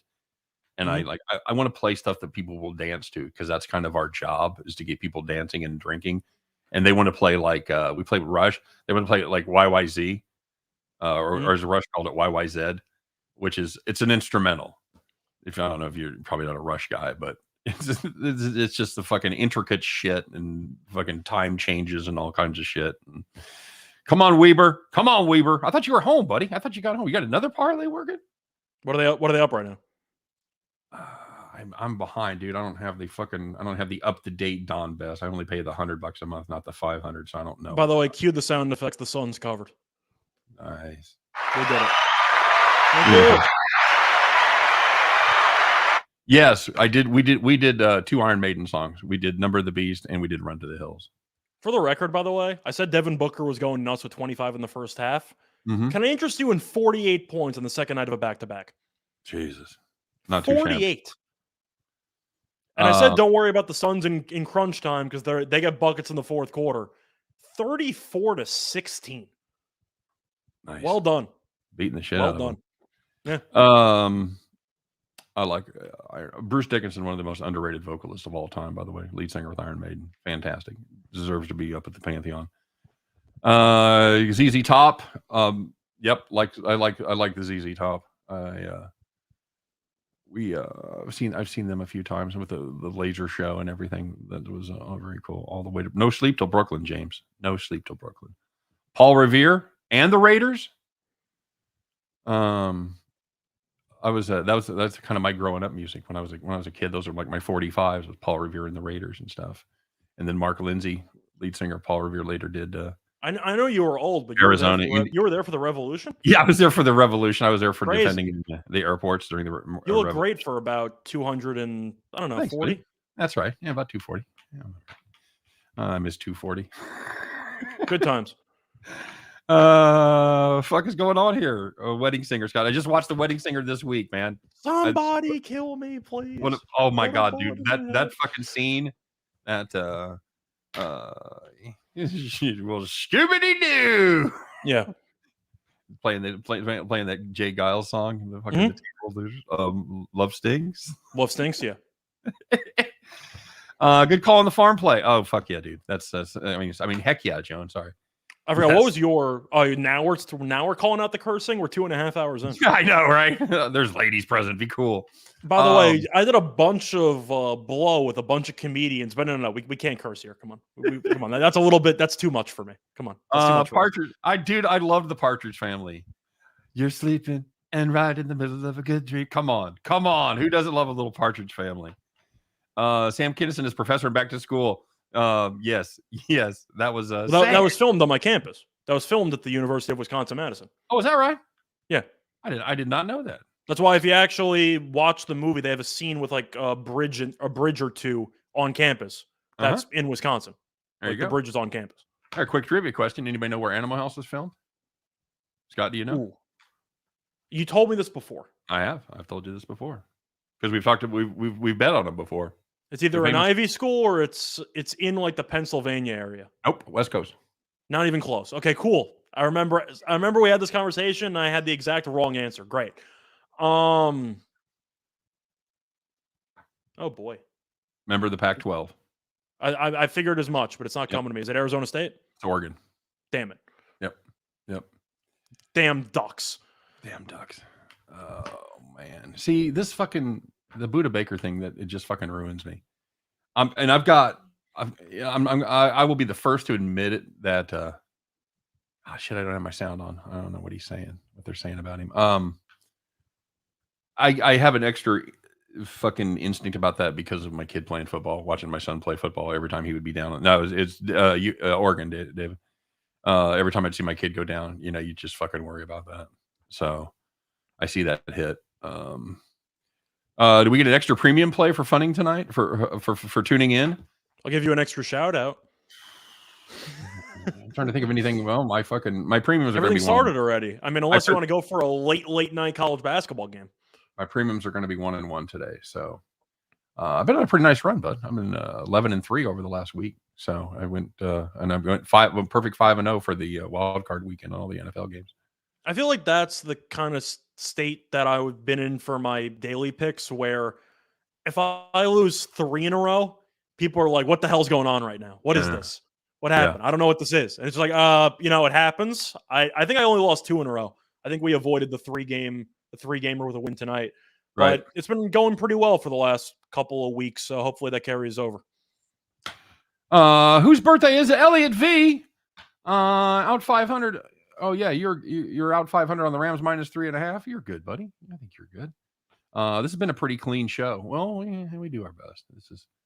This is a lot like us. This is a lot like what our conversations are when we're show prepping and stuff. This is as close as you're ever going to get to just really hanging out with us and not doing any kind of professional broadcasting thing. With the exception of me walking into the meeting while he's blasting some song and I have to try to figure out what it is as quick as possible. That's our I play a song for him every day. Every day when he tunes in, I have a song playing.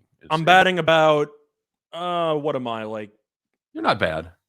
I'm not 1,000, but I'm probably close because I don't get the country stuff. But yeah, I got to assume I'm 9 for 10. Yeah, that's about right. I get 90%. So in baseball terms, I'm the greatest hitter of all time. Somebody talk about Texas Outlaw Comics with Kennison, Carl LeBeau, Bill Hicks. That whole crew. Big fan. Mar Reggie says cocaine is Eric Clapton. Actually, cocaine is J.J. Cale. If you've ever heard the original of that song, it's and I'll tell you an underrated cocaine song is on Jackson Brown's "Running on Empty." Says here you're 25, but that can't be right. You must be an old man of 45. Cocaine running all around my brain. So one of the most unusual times, I was at a funeral for a neighbor of ours that died of cancer, our age, and they're playing music, and the album that they're playing is Running on Empty, which, she battled cancer a long time. That's great. Running on Empty, very, very appropriate song. However, one of the songs on there is the cocaine song. So I'm sitting there standing in line at the viewing line, and I'm hearing this fucking cocaine song at the funeral. And I thought, that's not really super appropriate. So it might have been appropriate. I don't know about the person's social life. No. How does Scott know about all this stuff before he was born? Yes, I agree. Number one, his parents did a great job with him as far as music goes. His dad's very, very hip about music. Your dad likes a lot of he probably likes hipper stuff than I do. I would say that my mom was more into the 80s pop scene, so to speak, Yeah. where my dad was all in on the 80s rock bands. So I gravitated more to the rock aspect of it. Of course, I still listen to modern rock with my dad. I'll go to concerts with him all the time. So I do enjoy modern rock as well. But when it comes to comedians, when it comes to whatever, my dad definitely pushed me in that direction to some degree. But a lot of it I found on my own. Well, you see, and that's what I'm most proud of my kids. I raised them all to be like music snobs, kind of, but they all have divergent taste. They are all like different stuff, and I think that's just cool as shit. Scott is an old soul in a young body. Yes, totally agree. Totally fucking agree with that. We're going to Oh, have to buy more stuff. you're gonna need more stuff, man. Um, just being real. Yeah, I know. I totally agree. Sam was a lot of MTV videos too. Kickstart My Heart. Oh yeah. Cardinals got to go for this, right? I'm sorry, I'm singing Motley Crue. You're down 23. You're like, you got to go for this, right? Yes, you do. By the way, Bad Medicine, Mississippi Queen, Wild Thing. Oh yeah, dude. I got stories about the taping of Wild Thing. I wasn't there, but I know a bunch of stories about it. Sometime I'll share those with you. There was a fair amount of cocaine going around that room. I'm sure there was. You ever seen that video with Jessica Hahn? Yes, I have. I can't say I've seen that recently, but I've definitely seen it in my lifetime before. Saw Motley Crue, fourth row. I'm sure they had a bunch of behind the scenes, backstage pass stories. Oh yeah, absolutely. Yeah. But we went to see Motley Crue sat fourth row. I heard Motley Crue and or Guns N' Roses backstage were just drug fests all over the place. Can't even fucking imagine. Yeah, I'm sure. It was like Candyland, but it wasn't candy.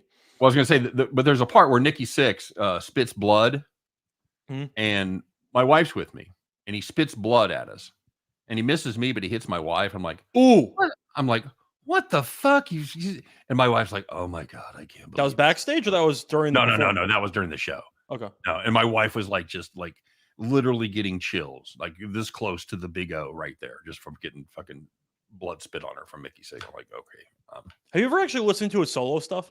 Nikki Sixx? Yeah, a little bit of it. But not bad.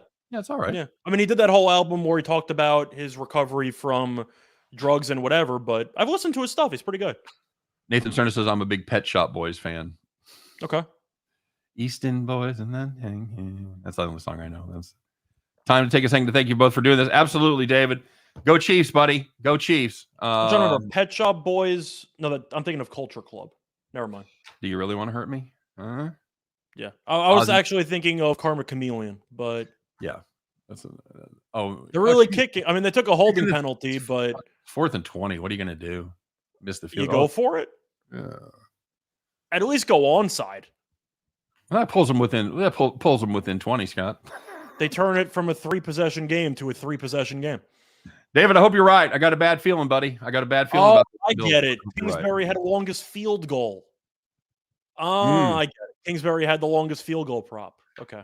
Rob Spiven Road said, I raised my 14-year-old daughter on classic rock, Scooby-Doo, 80s movies, 60s, 70s, and 60s and 70s TV shows. God bless you. Yeah, absolutely. My kids all have weird affinities for like 70s bands. My son loves Styx. One of my daughters loves Bruce Springsteen. You have a favorite Styx song? Crystal Ball. Okay. That's a little bit of a wild card. I feel like most people automatically go either Mr. Roboto or Come Sail Away. Oh, Mr. Roboto is like my least favorite Styx song. No, I don't think it's a great song, but that's what they're known for. I like Come Sail Away if I had to pick my favorite one, but I do think Renegade is fantastic. Yeah, that's a great song. And Pittsburgh has really kind of made that their own. That's pretty damn cool. By the way, somebody was roasting about country. There's nothing wrong with country. I agree. Scott does not like country. I don't hate people that listen to country. It's just not my cup of tea. I became a fan later in life when I was on the road because a lot of times, I'd have my CDs or my cassette tapes, whatever it was, and I'd just about fucking listen to everything. So I'd try to find a radio station. And a lot of times you're driving through nowhere, all you're getting is country. So I'd listen to a lot of country, and it kind of grew on me. I think that the best songwriters are working out of Nashville. I think the best lyrics are country songs right now. I'm not saying that all country's bad. I grew up in a household that didn't listen to country, and I gravitated to other genres. Mm-hmm. Fair enough. Yeah, I didn't. My folks didn't listen to country. I didn't listen to country at all growing up. I made fun of fucking country people, and then I started getting. And all my kids, every one of my kids, are into country.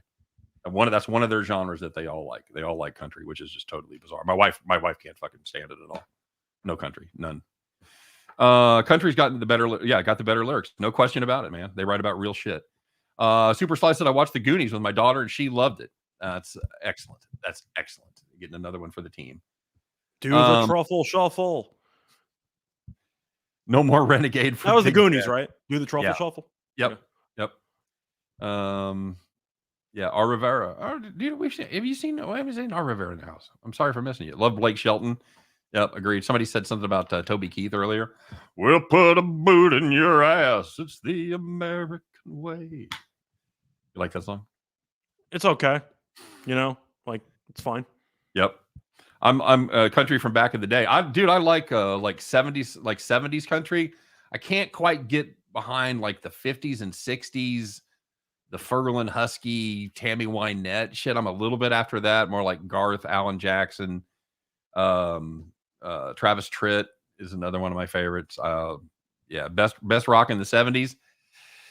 Oh, James, I can't disagree with that. You could say I would say the decade from about 67 to 77 was probably the golden 10 years for me.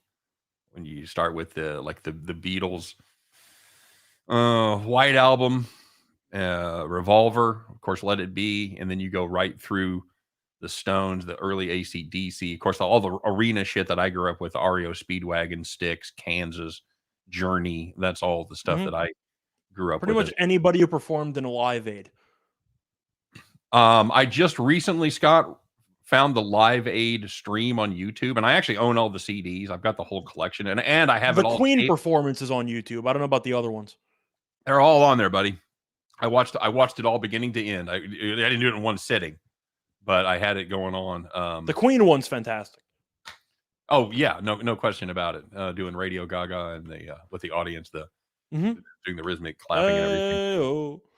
I love A Rainy Night by Eddie Rabbitt. Johnny Cash. I like Johnny Cash. I did get to see Johnny Cash before he passed. That was cool. I've seen Willie a couple times.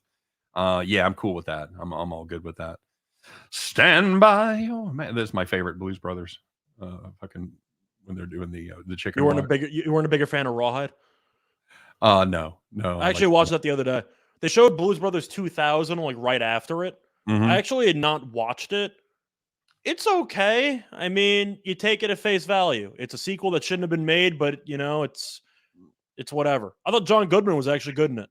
I don't know that I've ever seen it. I don't know that I've ever seen the Jim Belushi, John Goodman little kid. It was Jim Belushi, or you're talking about Dan Aykroyd? No, I thought Jim Belushi was in that as well. He might have been. I know that John Goodman was the second guy. He replaced John Belushi, basically. But I thought he was good in the movie. It was fine. Of course, he still had the musical numbers. They had Aretha in there. So, of course, she was doing her thing, whatever. The first one's clearly better. But it's watchable. WKRP in Cincinnati. You ever seen that, Scott? No, I have not. It's one of the great scenes because Johnny Fever got fired for saying booger, and they changed formats, and he said, "Oh yeah, fellow babies, booger," and then they go into Snakeskin Cowboys by Ted Nugent. Bare Naked Ladies, A Lover in a Dangerous Time. I love BNL, man. I just saw them. God, it's been like 3 years now. Of course, it was before COVID, but I just saw Bare Naked Ladies in concert. The last concert I saw was Garth. I went to see Garth in August, but before that it was Sister Hazel, which is another great 90s band that I like. I like the 90s shit. I like the 70s. I like the 90s. You can pretty much have the fucking 80s for me when they're all playing the disco shit and all that. Partying RN, waiting for my FW. The RN means right now, by the way. Oh, partying right now, waiting for what's FWB? Friends with benefits. Okay. It means Ellie's trying to get laid tonight. Okay, right now. Okay, very good, man. Thanks very much for. I'm rooting for you. Yeah. Oh fuck yeah, we all are. Absolutely. Led Zeppelin. Yep. I'm a Zeppelin guy. and probably not as much as some of the guys I grew up with. They were like real Zeppelin heads, where I was more like like I said, the arena rock, the kind of shit that they did drugs with the band. No, but that's a band that did some drugs too. Boy, holy shit! There's some stories about Led Zeppelin. So the stories about the Beatles too. I'm in the middle of the thing on Disney Channel, the 9 hours of the Beatles doing Let It Be. Mm-hmm. Queen was great. Yeah, GT.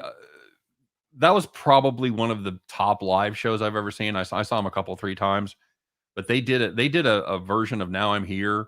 They somehow did it with a fucking hologram or mirror. I don't know how they did it, but Freddie was like, he was here. He was on one side and he was on the other side.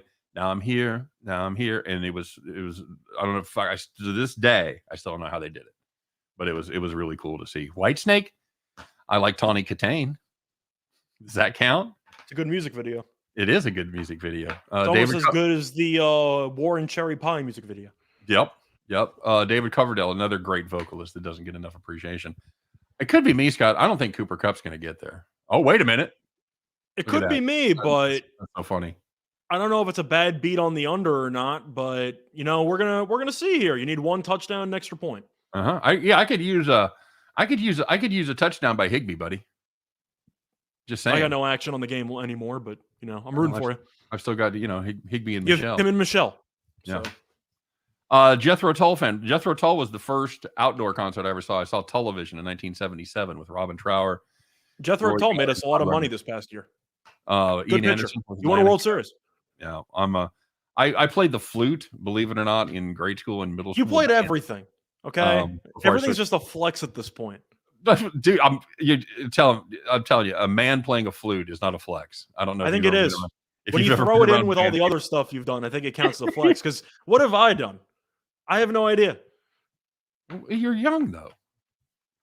Although by your age, I've done a lot of shit, dude. I know you did. I'm gonna tell you. I know you did. That's what I'm saying. But look how much knowledge you have. Look how much your brain is intact still, that you haven't fried it out with all these substances and shit. Freddie Mercury, biggest party man alive. Funny story. I've got a Queen story. My buddy, who was no longer with us, he was gay, and he actually got to hang out with Queen. Right before Freddie got sick. And funny story, about 3 years later, he was diagnosed with AIDS. So I don't think it was related, but it could have been, but you can connect the dots in between. It was a weird deal. Yeah, for sure. Come on, Cup, get there, buddy. Stafford only has 16 pass attempts or 17. I mean, I guess it makes sense. They've been dominating the entire game. I just thought he attempted more. Elliot V said, I played the piccolo. I played a little piccolo. That's what I would have played. Cup is so good. Yeah, he really is. Piccolo, very, very difficult to play. It's if you got big fat fingers, it's fucking hard because of tiny little holes. Ian Anderson, I play the coffee can drum with my fingers. McCafe works the best. Nice, Rick. A huge Ian Anderson fan. That was nice job, Nathan. Congrats on the dub. Oh yeah, absolutely. 7-teamer. Yeah. You don't. So see now that you won your bet, what are you gonna do now? I'm gonna double down. I'm taking all the profit and fucking plowing it into something else. By the way, do you keep your funds separate? If you do you suggest other people do that? Do you have a special gambling account? But what do you mean, my funds? Well, in other words, do you have an account? Are you saying fun or funds? Funds. I thought you said fun. I'm like, I don't know what that means. Yes, there were a lot of needles going around, buddy. You're absolutely right. That's, by the way, that's something I don't have a lot of experience with. I had my buddy hit me one time with a needle, and he missed, and it fucking swole. It was like the vein collapsed, and it was fucking a big knot on my arm. And I went, yeah, never again. If I can't snort it or smoke it or fucking take it, then I'm not doing it. So no, you were saying funds as in gambling. You have a separate funds, like you don't mix your entertainment money with your gambling money, right? Truth is, no, it's all grouped. The way that I look at it is I mentally know I can afford to spend X amount of money on something stupid. Like okay. I'm never spending a bunch of money on a random long shot or anything like that. So I keep the money all together, but I keep the unit sizes in my head. I'm going to take this play for, a couple hundred this here. Yep. And if I want to do a triple-double parlay with, like, for example, I had 2 parlays tonight. They both lost, but I had Doncic triple-double in both. I had Doncic triple-double, and I parlayed it with Giannis 40-plus points and Giannis triple-double. They both lost. They each would have paid $1,000. I mean, they were both about $20 to $25 to win 1,000. Yep. So I don't need separate funds. I just mentally keep tabs of, oh, I'm spending this amount of money on nonsense. The larger bets are on the good things. David Good asked file under Schedule C. Yes, and quarterly. I highly recommend. So I keep them separate mentally, but I don't actually have different accounts for different purposes. See, that's one of the questions for problem gambling. Of course, working in a casino, you have to go through problem gambling classes. And one of the questions that you ask yourself, does it take time away from your family, blah, blah, blah, blah, blah. But one of the questions is, do you have separate funds for gambling that you don't use for anything else? I'm like, yeah, that's how you fucking keep from having a problem. You're also asking the wrong person because I'm not connected to anybody. So it's all my funds. that's how I'm looking at it. So I'm sure it's different for people that are married in a serious relationship, stuff like that. But I'm my own person right now, so I can kind of handle it however I want. Yeah, fair enough. Do you claim everything you make? Yep, it's all mine. Yeah. No, do you claim it on your taxes? Yep. Okay. All mine. Yeah, you have to. That's how you get in trouble. And there's no way to hide it anymore, man. Not with a bookie. That's the nice thing about a bookie. You can hide it.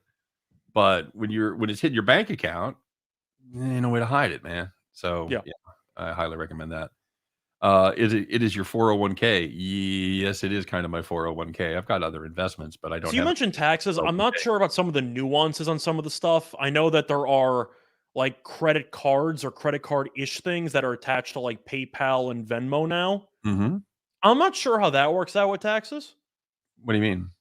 Just because it's in your accounts or whatever, but you can basically just charge it straight to your balance. Yes, that's correct. That's what I'm saying. So I've got credit cards on both. I've got a credit card I've got a credit card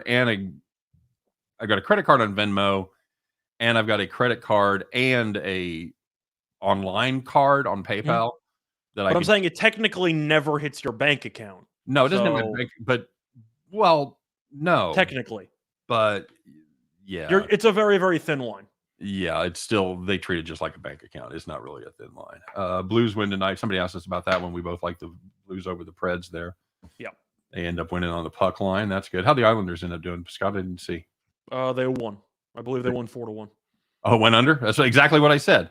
Is that what I said on the show? It could be 4-1. You hit the under. It's the only way it can happen. There you go. I was thinking of a 3-2 type of game, but I'll take 4-1 too. JT Heel says not when you're married. My wife knew nothing about sports betting when we got married, and I've converted her completely. She has her own account. She makes her own bets. Likes betting on sports, and it takes a special kind of person to be married to a sports bettor, especially if that's your main income, because you're gonna have peaks and valleys, man.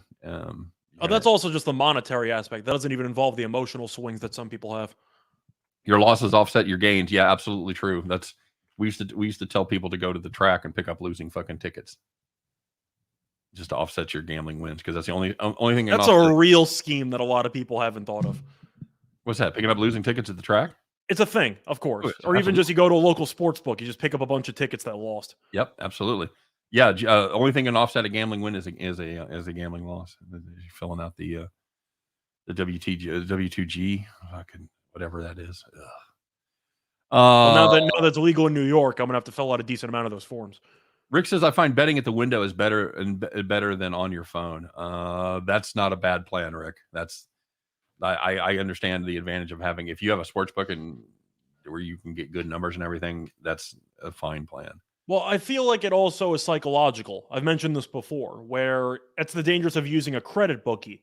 It's because you don't actually have the money in front of you.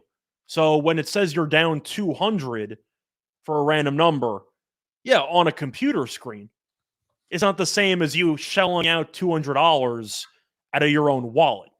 There's a psychological effect where if you want to actually limit the amount that you gamble, you should gamble more in person than online, because as you physically hand over the money, you feel mentally, I'd say, more stringent about putting everything on something.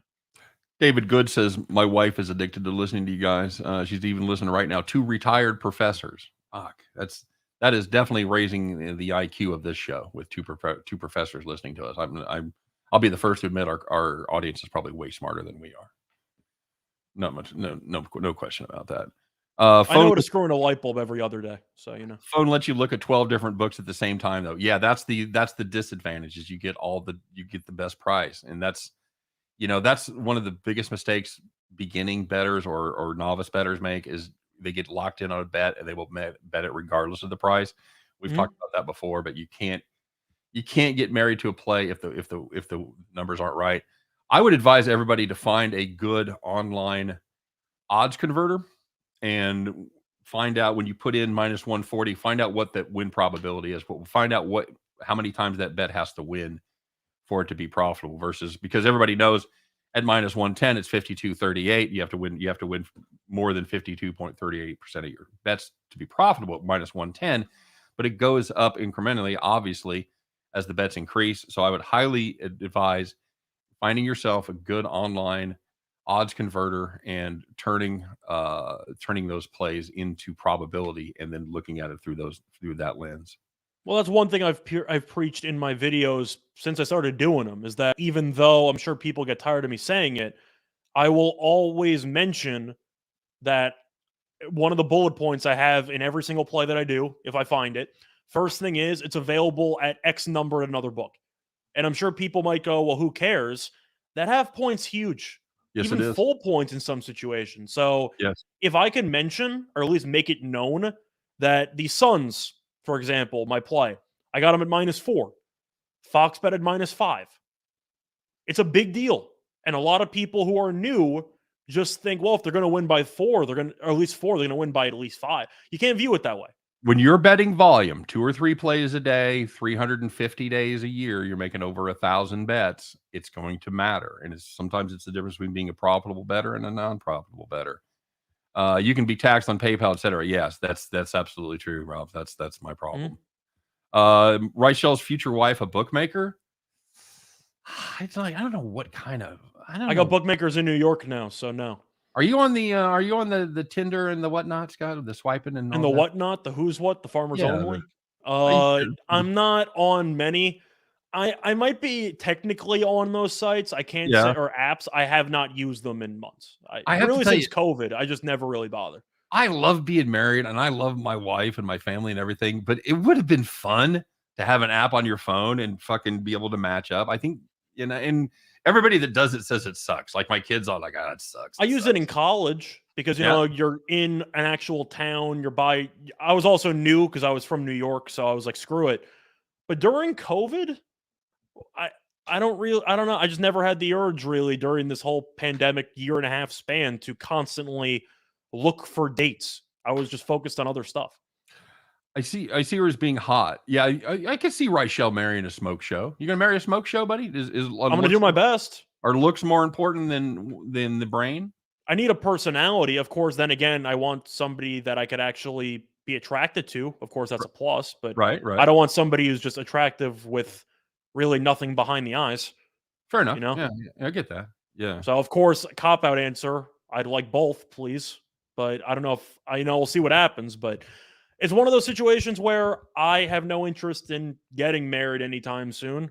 I enjoy being free, or at least having some independence, so to speak. Yeah. So if it happens, it happens. But I'm not actively diving in, chasing after, date opportunities on apps or bars. It's just not my thing. I just prefer to hang out. I was the kind of guy at bars in college who could have been buying women drinks and whatever. But if I was showing up with 5 guys, I was going to get drunk with those 5 guys. Like we had a squad and I was going to have a good time no matter what. That's how I approached drinking. You're sitting there going, I like to buy a drink. Wait a minute. If I buy her a drink, I can't fucking play that parlay. Okay. Yeah, she can buy it. No, see, the parlays were on credit. So that's where you messed up. Rick Ruler says, this is a great line, dude. I stopped dating 20 years ago. I fell in love with knowledge. That's excellent. See, TL, that's the point. I don't know if it's on the bingo card, but there's really not much going on. That's the point where, like, I wish I could tell you some stories or, like, whatever of something recent, but I just don't have any stories. I'm in Scott, love with closing line value. Does that count? the CLV. I know our CLV. initials are going to be CLV. Mhm. David, he says you need to enroll in Married at First Sight. My wife is addicted to that show. I've actually watched that show. I can't say it holds the same affinity that it does for my wife, but my God, can you know the premise, right? Yes, they get married as soon as they meet each other. Yeah, you get some experts that match you up and everything, and they get married literally when they first see each other. So Mhm. they're not going to score no touchdown, buddy. Our fucking over's fucked. You never know. No, it could bust one, but I think we're about kneel down You city just here. need one Najee Harris maneuver. Science is my lady. Don't lie, Bronco Devil. John Elway's your bitch. Don't lie. Don't lie. You asked me about GT Heels. My first and last initials. Oh, and a heel fan. Okay, so yeah, that's he's not a Georgia Tech heel. That's what I was worried about.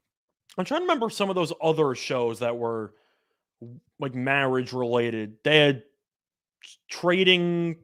What was it? It was like wife swap, partner swap, something. Wife swap. Yeah, the lifestyle. No, it wasn't the lifestyle, but yeah, wife swap was kind of funny.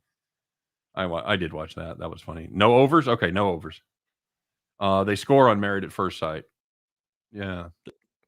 I don't know how much they actually score and how much of it's just for the TVs. Like, do I believe everybody on those Love Island shows or whatever is constantly sleeping with each other? Probably not. I'm assuming that they're all wannabe actors and actresses. They'll make out a couple of times in a really dark room, and then, all right, cut. That's the scene. Like, all right, thank you. And then they just go and get some water in the kitchen. Do you think they actually have sex on those shows? I don't. Sometimes they do. Yes, I agree. Sometimes maybe, but I wouldn't say every time. Bronco Devil says I loved Elway until he couldn't find a quarterback from his asses. Yeah, that's if you need a car, go to John Elway. If you need a quarterback, don't do it. Don't fucking do it. But the gals are smoking on those shows. Oh yes, they are. Yes, they are. They're they're almost too good looking. I always look for a balance. I dated like. Do you mean too good looking, as in because of work done, or because you just know the personality is just not there? No, because they're going to be because they're going to be high maintenance. It's going to take them 2 hours to get ready. You can just say it. You just think that they're going to be relatively bitchy. No, that's not the same thing. I think that's also. I think that could be another side point. Well, I think that it's a tricky spot when you want somebody that's attractive, either as a man or a woman, and you know that the person who you're interested in knows that they themselves are attractive. Yeah, that's fair. If the person knows that he or she could pretty much be with anybody they wanted, then there's going to be a lot of maintenance and a lot of whatever that's going to be a real pain in the ass. Will Chamberlain scored. Yeah, he did 10,000 times. James Mount says eye candy only. Yeah, agreed. I can't watch those stupid shows. They burn brain cells. I kind of feel the same way a little bit. I really do. Yeah, I married. I used to watch Jersey Shore, if that counts. Oh, fuck. Well, yeah. You want to hear something cool? I used to watch that show with my mom. Wow. It was a great time. It was a hell of a time. It's good stuff. I think I was in like 8th grade, give or take. Who was your favorite? Did you like The Situation? No. Situation I was not a fan of.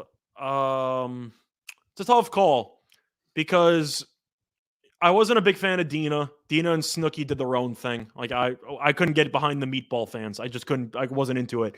I'd probably go Pauly D. Probably if I had to pick. Vinny didn't bother me either. I did not like Ronnie. Ronnie and Sammy's relationship, I couldn't. It was just so bad. I couldn't handle that. The worst thing you can do when you have a show about people who just sleep around, who are kind of slimy human beings, right, is constantly throw in a relationship dynamic that nobody cares about. Yeah, that's true. I didn't care about Ronnie and Sammy crying and arguing the entire time. But if I had to pick a favorite character, I would probably go Pauly D. Vinny I like too.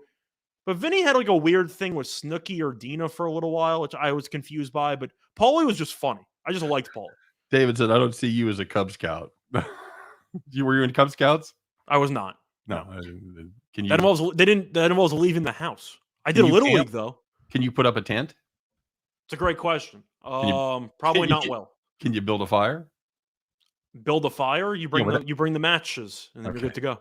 Well, okay, but I mean, without accelerant and give you a match, can you build a campfire? You know, fucking set it up. Yeah. Okay. I feel like it probably not as well as I probably should, but I know the concept of making a campfire. Like Okay. I know like what basically to do. That counts. I know what fire is. I'm not a smart man, but I know what fire Pretty is. much. Okay. Well, yeah, your fucking fire's going out.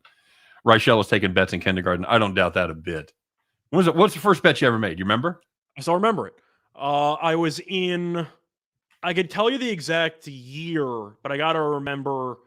I remember the game. Hurry up, buddy. We But got a I'm minute trying and to a half left. remember what 2000 and I'm trying to think of the Super Bowl. I think it was 2006. Okay. The year the Steelers beat the Seahawks. Oh, okay. That was what, 2006, 2005? Look, I don't know. I don't remember that shit. That's you, buddy. You remember. But I think that was 2006 because the Giants won the year after, I'm pretty sure. But anyway, I barely remember they played. the point is, it was a terrible game. Willie Parker, though, longest touchdown run in Super Bowl history in that game. Fun fact. But anyway, first round of that, I was in. I'm trying to remember what grade I was in. I want to say second or third grade. I'm gonna wrap it up after this. Okay, there's a guy in my class who was a Steelers fan. Okay. And he liked the Steelers to win. In not the Super Bowl, that was round one. And he's like, yeah, I'll bet you $5. It was 2006. Let's go, Max. Thank you. It was 2006. Thank you. Anyway, so it was 2006, and it was the first game, and my friend liked the Steelers. He's like, I'm a Steelers fan. They're going to win, whatever. I'm like, all right, give me the Colts at home with Peyton Manning. I forgot. I don't know what the spread was. We didn't know what spreads were. I bet $5 on it. It was $5 to win $5. Great value, by the way. Plus 100 on like Nice. a -7 favorite or so. Juice.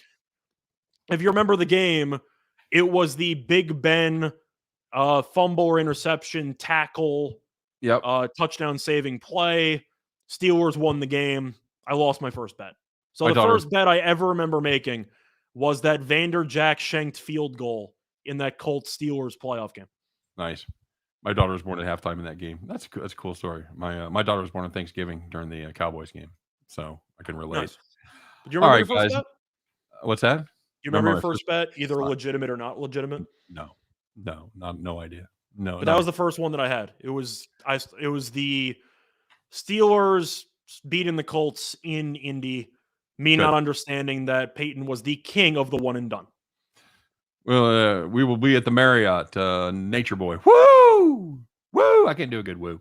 Hey, guys, thanks for joining us tonight. We had a blast. So next time we do it, maybe we'll talk some football. We'll have a game worth talking about. And here's a sincere hopes that Buda Baker's okay. That looked bad. So anyway, thanks very much for joining us. You guys are the best. We love doing this, and we'd love to do it for more people. So tell your friends, man. And we'll let you know when we're going to be doing the next one. All right. You guys take care. Have a great day. We'll see you tomorrow on the show. And Scott and I will be there like we always are, 3 p.m. Eastern, 2 p.m. Central, as we do our best to help you to head back to the window. You guys have a great night. Thanks for staying with us, man. We'll see you next time. Take care.